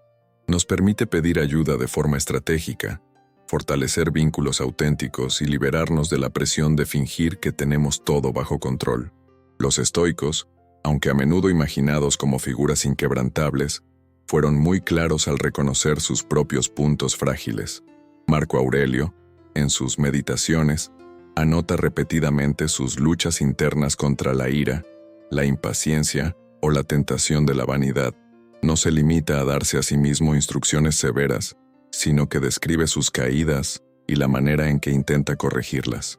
Epicteto, a pesar de su firmeza moral, hablaba abiertamente de las limitaciones impuestas por su condición física y su pasado como esclavo. Séneca, en sus cartas, admite sus temores y flaquezas, y no esconde que todavía lucha contra pasiones que, teóricamente, ya debería dominar. Esta franqueza no disminuye su grandeza filosófica, por el contrario, la humaniza y la torna más creíble. Aceptar nuestras vulnerabilidades también tiene un efecto liberador. Nos ahorra la enorme cantidad de energía que gastamos intentando mantener una fachada de perfección. Fingir fuerza constante no solo es insostenible, sino que crea una distancia artificial con los demás. En contrapartida, reconocer con serenidad lo que no dominamos nos conecta con la realidad y nos permite actuar sobre ella. No se trata de proclamar debilidades como excusas, sino de reconocerlas como áreas de trabajo. En el lenguaje estoico, es la diferencia entre lamentarse por no poder controlar algo y usar ese reconocimiento para ajustar nuestras acciones a lo que, de hecho, podemos controlar. En la práctica, el primer paso para convertir la vulnerabilidad en fuerza es el autoexamen honesto. Esto implica dedicar momentos de reflexión para identificar qué situaciones nos hacen sentir inseguros, ansiosos o fuera de nuestro centro. Este examen no es un juicio severo, sino una observación atenta. Podemos preguntarnos, ¿qué parte de mí se siente amenazada aquí? ¿Es un miedo real o una proyección de algo que no ha sucedido? Esta autoindagación nos permite separar los temores fundados de las interpretaciones exageradas que, a veces, alimentamos sin darnos cuenta. El segundo paso es aprender a pedir ayuda de forma apropiada. Muchos evitan este gesto por miedo a parecer débiles, pero la verdad es que pedir ayuda, cuando se hace con claridad y propósito, es una señal de inteligencia emocional. La clave está en no transformar esto en dependencia, sino en colaboración. Por ejemplo, si estás pasando por un momento emocional difícil, abrirte con una persona de confianza para compartir tu perspectiva y recibir retroalimentación puede darte un punto de vista más amplio. No se trata de que el otro cargue tu peso por completo, sino de que te acompañe mientras tú continúas caminando. En este sentido, pedir ayuda también se beneficia de la selectividad. No todas las personas están preparadas para recibir nuestra vulnerabilidad de forma constructiva. Compartir indiscriminadamente puede exponernos a juicios, malentendidos o incluso manipulaciones. El estoicismo nos recuerda que debemos elegir con cuidado a quién entregamos nuestras verdades más delicadas. así como un artesano elige con precisión las herramientas con las que trabaja. Al integrar la vulnerabilidad saludable en nuestra vida, descubrimos que no nos hace más frágiles, sino más resilientes, porque, al conocer nuestros límites, podemos anticiparnos, prepararnos y rodearnos de los apoyos adecuados. La fortaleza estoica no reside en negar las fisuras, sino en fortalecer la estructura alrededor de ellas, de modo que no se conviertan en puntos de ruptura. Imagina un puente colgante. Sus cables y tablas no son perfectos, y con el tiempo muestran desgaste. Sin embargo, quien lo mantiene no esconde esas señales. Las revisa, refuerza y reemplaza cuando es necesario. La vulnerabilidad reconocida es como ese mantenimiento consciente. Evita colapsos y asegura la continuidad del camino. Fingir que el puente es indestructible sería la verdadera debilidad, pues impediría la acción antes de que el daño se volviera irreversible. La paradoja es que, cuanto más conscientes somos de nuestras vulnerabilidades, menos nos dominan. Dejan de ser amenazas ocultas y se convierten en factores conocidos con los que podemos trabajar. En vez de sentirnos a merced de ellas, aprendemos a integrarlas en nuestro modo de actuar. Y es aquí donde se revela el sentido profundo de la frase, la vulnerabilidad, lejos de ser enemiga de la fuerza, es uno de sus fundamentos más sólidos, siempre que la tratemos con honestidad, prudencia y propósito. En última instancia, encontrar fuerza en la vulnerabilidad es un recordatorio de que la vida no se vence cerrándonos como fortalezas inexpugnables, sino aprendiendo a abrir puertas cuando es necesario y a cerrarlas cuando es prudente. No se trata de vivir sin muros, sino de conocer bien dónde y cuándo deben ser erigidos o bajados. Es un equilibrio dinámico, como todo en el estoicismo, y requiere una vigilancia constante de nuestra mente y emociones. Pero, una vez comprendido, nos permite caminar por el mundo con una seguridad que no depende de parecer invulnerable, sino de saber que incluso nuestras fisuras pueden sostenernos. Lección 12. Construir fortaleza desde la vulnerabilidad. Durante mucho tiempo, la vulnerabilidad ha sido vista como una fisura a esconder, una debilidad que podría ser explotada por otros. Sin embargo, la perspectiva estoica nos invita a reconsiderar esa idea y a mirarla desde otro ángulo, no como una carencia, sino como una puerta de entrada hacia una fortaleza más auténtica. La diferencia entre la fuerza real y la fuerza impostada es profunda. La primera nace de la aceptación de nuestra condición humana, con todas sus limitaciones, mientras que la segunda se construye como una máscara rígida que, tarde o temprano, se resquebraja bajo la presión de la vida. Fingir que nada nos afecta puede impresionar a algunos, pero vivir sin el temor de reconocer nuestras heridas nos coloca en un nivel de libertad que no necesita demostraciones. Los estoicos, lejos de ser fríos o insensibles, eran maestros en la alquimia emocional, la capacidad de transformar el dolor en habilidades útiles. Epicteto, nacido esclavo y marcado por la adversidad, no negó sus circunstancias, sino que las utilizó como entrenamiento para la mente. Marco Aurelio, en medio de guerras y pérdidas personales, escribía en sus Meditaciones sobre la necesidad de abrazar la realidad tal como es y encontrar en ella la materia prima para el crecimiento. Esta alquimia no sucede negando la herida, sino integrándola. Cuando comprendemos que el dolor puede ser un maestro, aunque sea exigente, dejamos de verlo como un enemigo y empezamos a verlo como una forja. La clave está en transformar la experiencia dolorosa en algo que agregue valor. Una pérdida puede enseñarnos desapego. Una traición puede perfeccionar nuestra capacidad de discernimiento.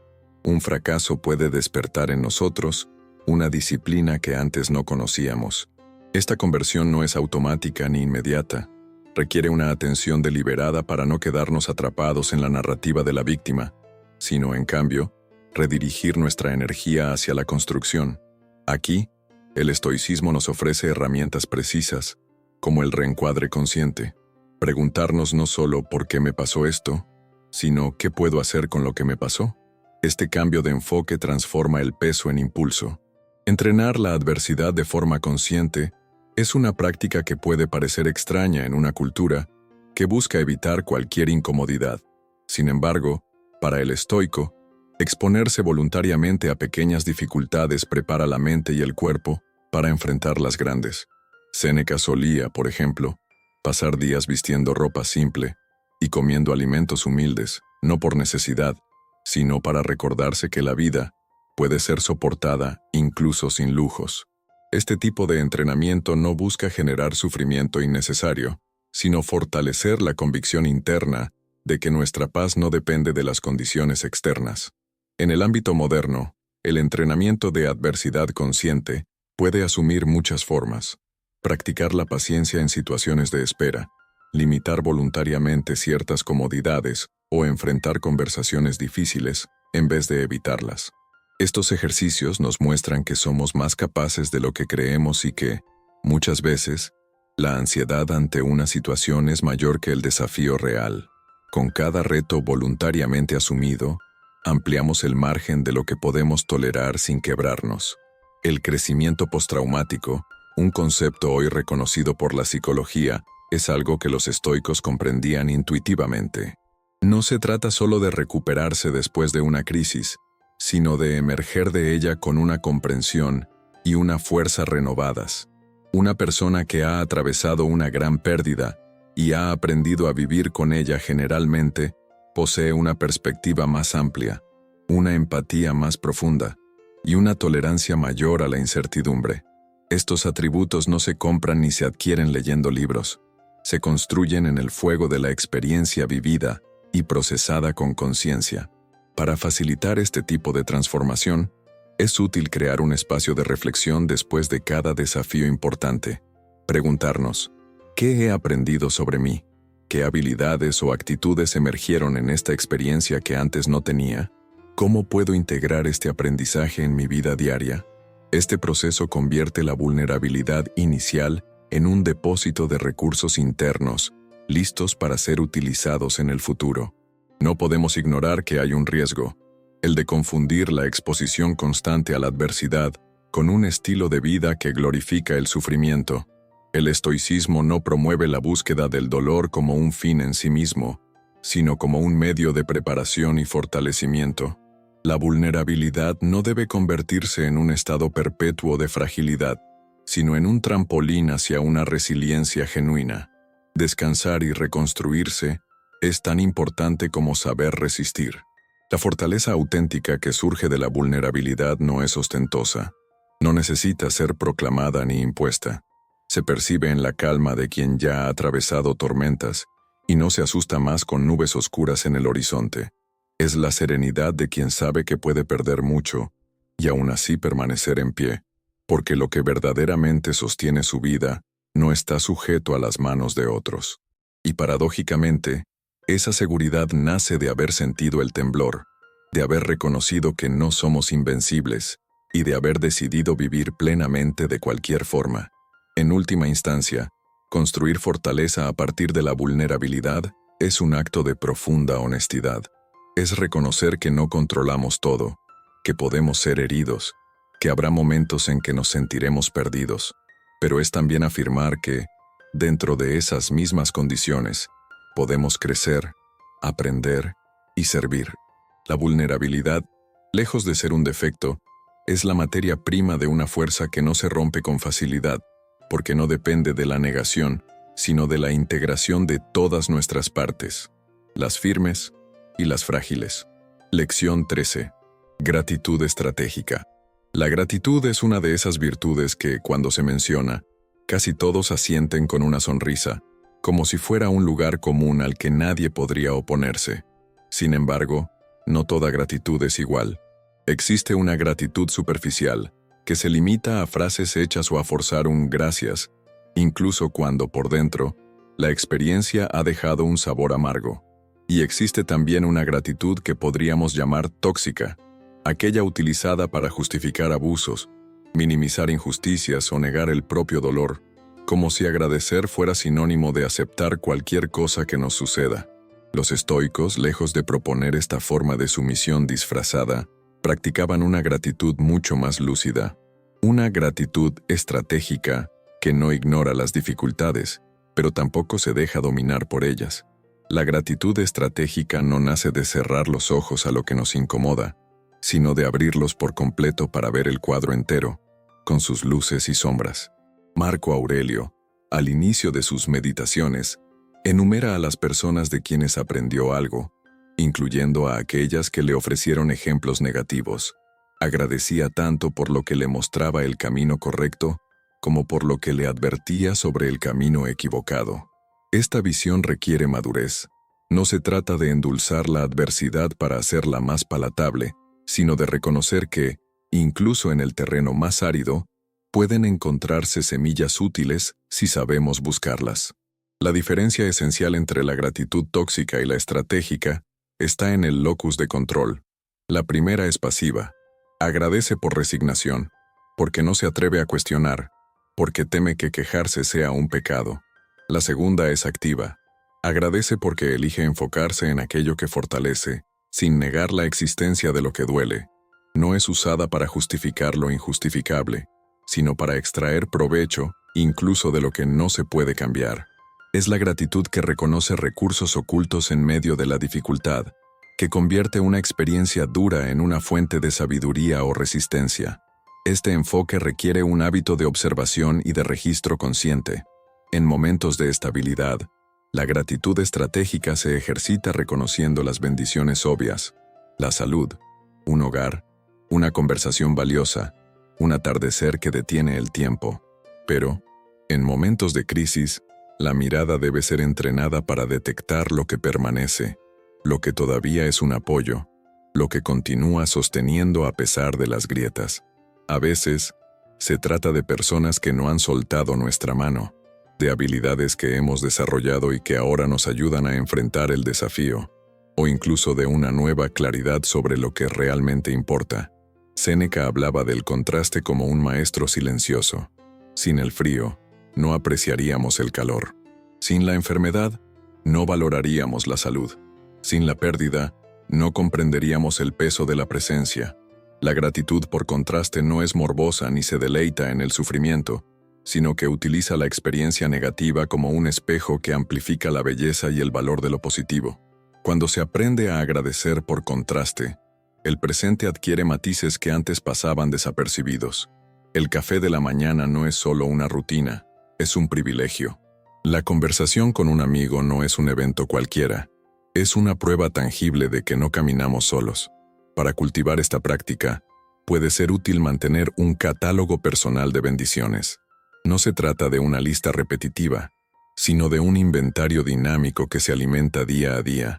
En él, caben tanto los grandes hechos como los detalles minúsculos que, sumados, configuran una red invisible de apoyo. Este ejercicio se vuelve especialmente poderoso cuando lo revisamos en momentos de desánimo, pues nos recuerda que, incluso en los días más grises, existe un suelo firme bajo nuestros pies. Otra herramienta útil es el ejercicio de la gratitud invertida. Consiste en identificar algo que hoy nos parece normal y proyectar mentalmente cómo sería nuestra vida sin ello. De repente, lo cotidiano recupera su peso real: el agua limpia que sale del grifo, la electricidad que ilumina la habitación, la capacidad de movernos sin dolor. No es necesario perder para aprender a valorar. Basta con imaginar la ausencia para despertar un agradecimiento genuino. La gratitud estratégica, así como otras prácticas estoicas, tiene un impacto directo en nuestro nivel de energía y en nuestra capacidad de acción. Al enfocar la atención en lo que está disponible, en lo que funciona, en lo que nos sostiene, reducimos el desgaste emocional que proviene de rumiar sobre lo que falta o lo que no depende de nosotros. Esto no significa caer en un optimismo ingenuo, sino en una forma de realismo fortalecido. Ver la totalidad y elegir conscientemente orientar nuestra atención hacia aquello que nos impulsa a seguir adelante. Cuando la gratitud se convierte en una estrategia vital, deja de ser una reacción ocasional para transformarse en una lente a través de la cual interpretamos la vida. Incluso en la pérdida, encontramos algo a preservar. Incluso en el fracaso, encontramos una lección que nos prepara para el próximo intento, y con el tiempo, esta disposición crea una resiliencia que no necesita discursos grandilocuentes para sostenerse. Es una resistencia tranquila, alimentada día tras día por la capacidad de reconocer y honrar lo que todavía es bueno en un mundo que entrena nuestra mente para detectar carencias y amenazas. Practicar la gratitud estratégica es un acto de rebeldía silenciosa. Nos devuelve el poder de definir el significado de nuestras experiencias y nos recuerda que, aunque no podamos controlar todo lo que nos sucede, podemos decidir qué semillas dejamos germinar en nuestra conciencia. Al final, esta práctica no solo nos hace más conscientes de nuestras bendiciones, sino que nos prepara para ser nosotros mismos una bendición en la vida de los otros. Lección 14. Transformación a través del servicio consciente. Existe una forma de energía que, en vez de agotarse al ser donada, se multiplica, aquella que nace del servicio consciente. En un mundo obsesionado por la acumulación y la autopromoción, hablar de servir puede parecer ingenuo o incluso una señal de debilidad. Sin embargo, para los estoicos, el servicio no era un acto accesorio o una concesión ocasional, sino una extensión natural de una vida en coherencia con la naturaleza y la razón. Marco Aurelio expresó esto con claridad. Lo que no es bueno para la colmena no es bueno para la abeja. Esta frase encapsula una verdad profunda. Nuestro bienestar está intrínsecamente ligado al de los demás. Contribuir al bien común no solo mejora la vida de terceros, sino que fortalece la nuestra propia. El servicio consciente difiere del servicio impulsado por la culpa, la obligación social o el deseo de reconocimiento. No busca aplausos ni medallas.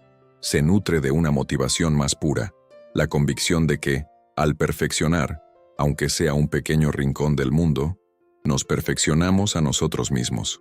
Este tipo de servicio no desgasta, sino que genera una sensación de propósito que ninguna gratificación efímera puede igualar. Cuando ayudamos desde un lugar de integridad y elección, descubrimos que la fatiga física se vuelve ligera y la energía emocional se renueva. Los estoicos entendían que la virtud no es teoría abstracta, sino acción concreta. Séneca afirmaba que ningún viento es favorable para quien no sabe a qué puerto se dirige. Y en el contexto del servicio, el puerto es claro: contribuir al equilibrio y la armonía de la comunidad humana.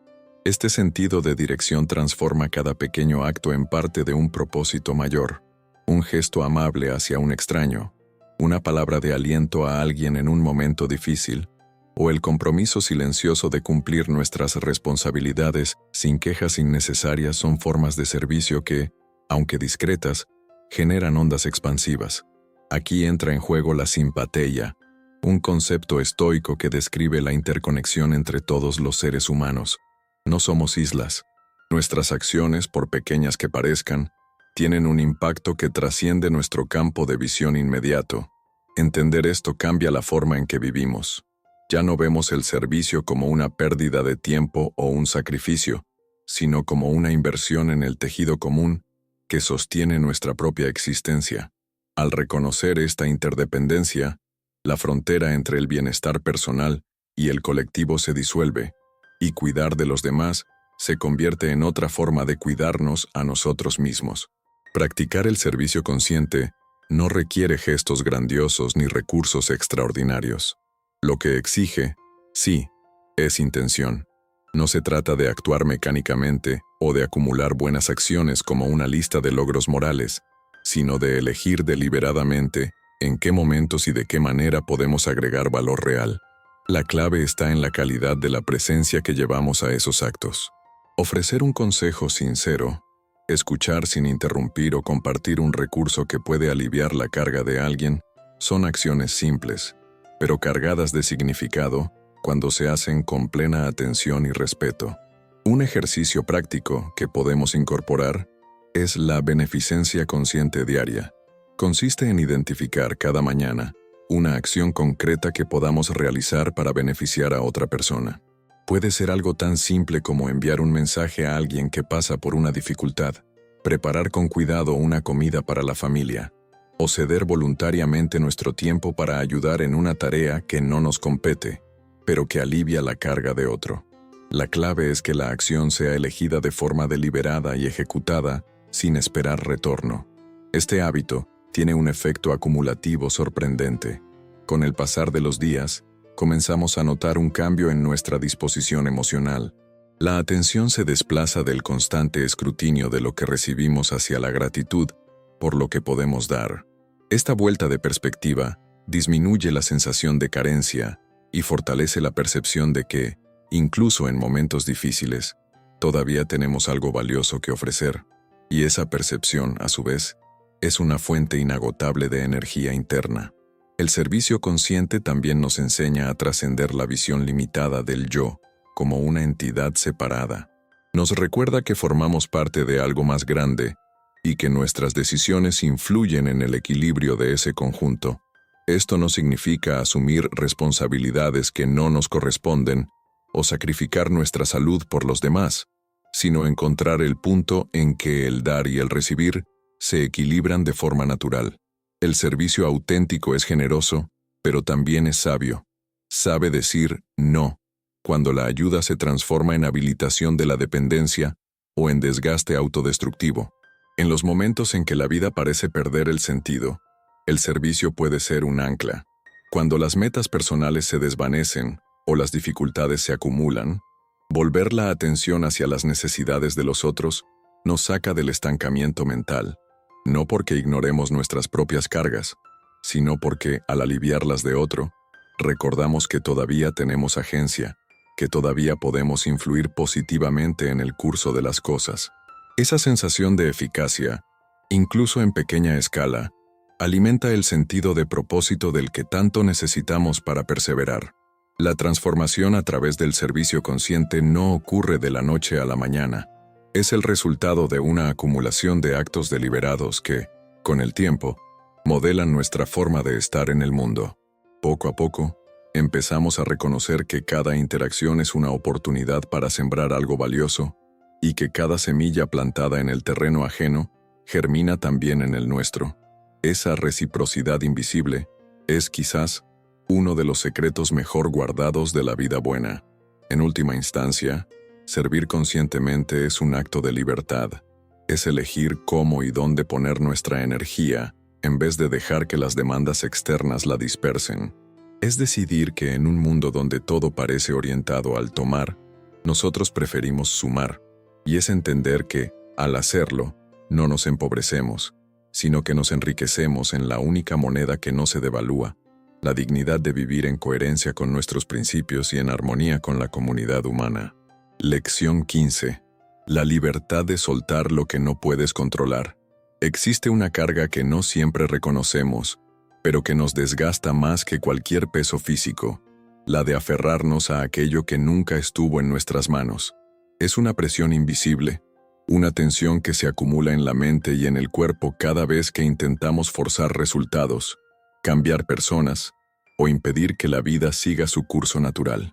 Los estoicos entendían que gran parte del sufrimiento humano no proviene de lo que sucede, sino de nuestra resistencia a aceptar que hay cosas que escapan a nuestro dominio. Y es aquí donde entra en juego una de sus enseñanzas más liberadoras, la dicotomía del control. Esta dicotomía, formulada con claridad por Epicteto, nos invita a dividir la realidad en dos categorías: lo que depende de nosotros y lo que no depende de nosotros. Aunque parezca una distinción simple, su aplicación es profundamente transformadora, porque, si somos honestos, pasamos gran parte de nuestra vida actuando como si todo dependiera de nuestra voluntad, desde la reacción de un ser querido hasta el rumbo de los acontecimientos globales. Y, en ese intento de controlar lo incontrolable, invertimos una energía preciosa que podríamos dedicar a lo que, de hecho, está en nuestras manos. Soltar no significa indiferencia ni abandono, sino inteligencia emocional aplicada. Es reconocer que, más allá de nuestra acción responsable y bien intencionada, existe un espacio donde nuestra influencia termina y comienza el terreno de lo incierto. Al soltar, no renunciamos a mejorar lo que podemos, sino que dejamos de invertir fuerzas en batallas que no pueden ser ganadas. Esta elección no es una señal de debilidad, sino de una madurez que entiende que cada recurso disperso en lo incontrolable es un recurso que no está alimentando lo posible. La carga de lo incontrolable se manifiesta de muchas formas: Puede ser el peso de una conversación que aún no ha ocurrido, pero que imaginamos repetidamente, buscando respuestas que quizás nunca lleguen. Puede ser la frustración ante una decisión ajena que no compartimos, pero que no podemos revertir. Puede ser la ansiedad por un futuro que aún no ha tomado forma. En todos estos casos, lo que nos desgasta no es la situación en sí, sino nuestra incapacidad o resistencia para soltarla. Cuando soltamos, algo curioso sucede.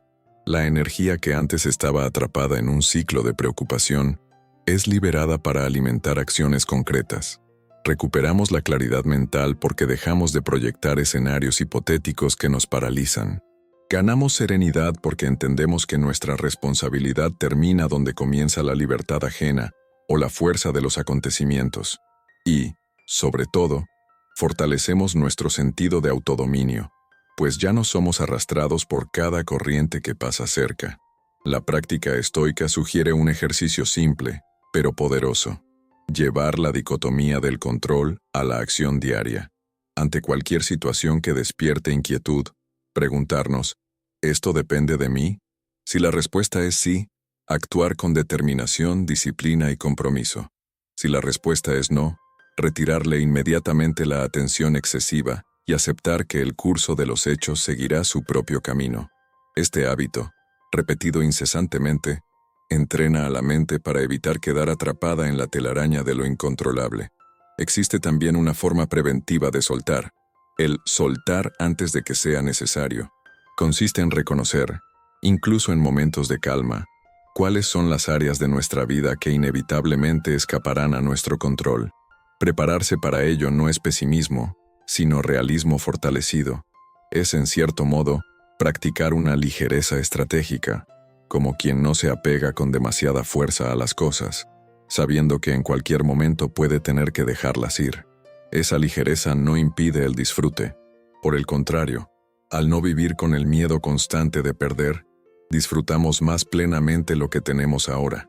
Marco Aurelio resumía esto en una idea contundente: acepta lo que la vida te da y ama a las personas con las que la vida te une, pero hazlo con todo tu corazón. Aquí hay un matiz crucial. Amar y aceptar no significa controlar.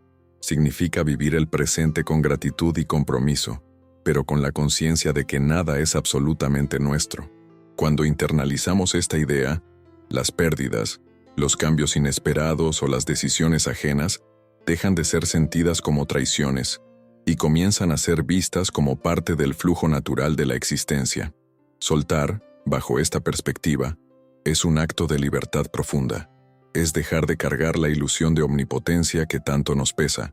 Es recuperar el derecho de dirigir nuestra energía hacia aquello que, sí, podemos moldear: nuestras acciones, nuestras palabras, nuestras decisiones.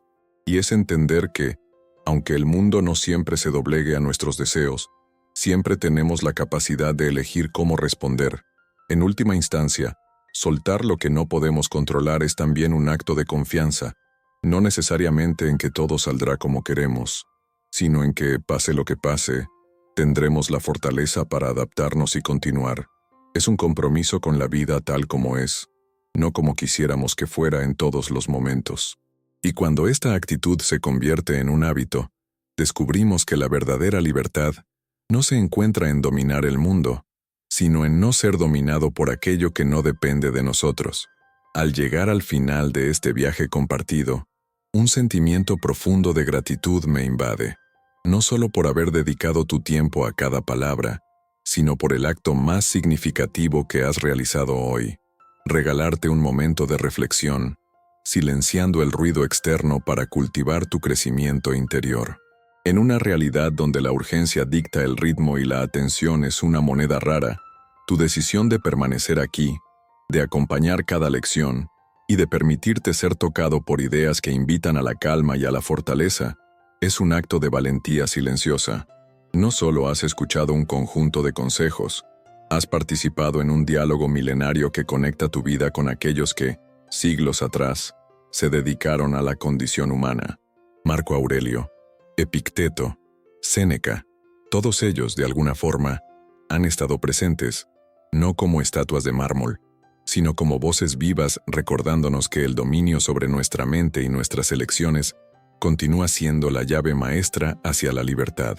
A lo largo de estas lecciones, hemos explorado las trampas de aguardar pasivamente por la felicidad, el mito de la motivación constante, la energía oculta en el presente, la sabiduría disfrazada en la tristeza, la aceptación como estrategia, la diferencia entre dolor y sufrimiento, la transformación de obstáculos en combustible, la fuerza que reside en la vulnerabilidad, la crítica como herramienta de crecimiento, la energía de vivir alineado a los valores, la gratitud estratégica, la libertad de soltar lo incontrolable, la defensa de tus principios, el servicio consciente y, finalmente, la fortaleza que se edifica a partir de lo más humano en ti.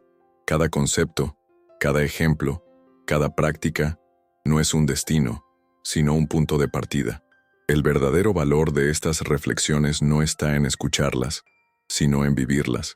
La filosofía estoica no se mide por la belleza de sus palabras, sino por la coherencia de quien las encarna en el día a día.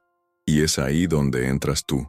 No importa en qué fase de la vida estés, siempre hay un gesto, una elección, un pensamiento que puede ser modificado para alinearse más con quien deseas ser.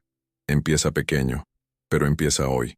Quiero que sepas que este espacio existe por y para personas como tú, que no buscan soluciones mágicas o frases de efecto, sino caminos sólidos hacia una vida con más conciencia y paz. Cada vez que te suscribes, dejas un comentario o compartes este contenido con alguien que pueda necesitarlo, no solo apoyas este trabajo, sino que también ayudas a expandir esta conversación, tocando más vidas. Este es un lugar que crece contigo, y tu voz, tu experiencia y tus preguntas lo enriquecen de formas que quizás ni imaginas.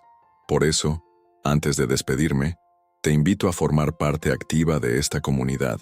Si has llegado hasta aquí y sentiste que estas palabras tuvieron sentido, comenta la palabra fortaleza para que yo sepa quién está verdaderamente comprometido con este viaje. Y dime, ¿cuál fue el aprendizaje más impactante para ti hoy? Leer y responder a cada uno de ustedes es una parte vital de este proyecto. Quiero dejarte con una idea final que resume el espíritu de todo lo que hemos compartido. La vida no espera a que estemos listos, pero siempre está dispuesta a transformarse si nosotros lo estamos. No necesitas todas las respuestas, solo la disposición para dar el siguiente paso con dignidad, con conciencia y con una serenidad que no dependa de lo que el mundo te ofrezca, sino de lo que tú decidas cultivar dentro de ti. Gracias, de corazón, por tu presencia. Nos encontraremos de nuevo, quizás en la próxima lección, quizás en un momento en que necesites recordar que, aunque no podamos controlar el viento, siempre podemos ajustar las velas. Hasta entonces.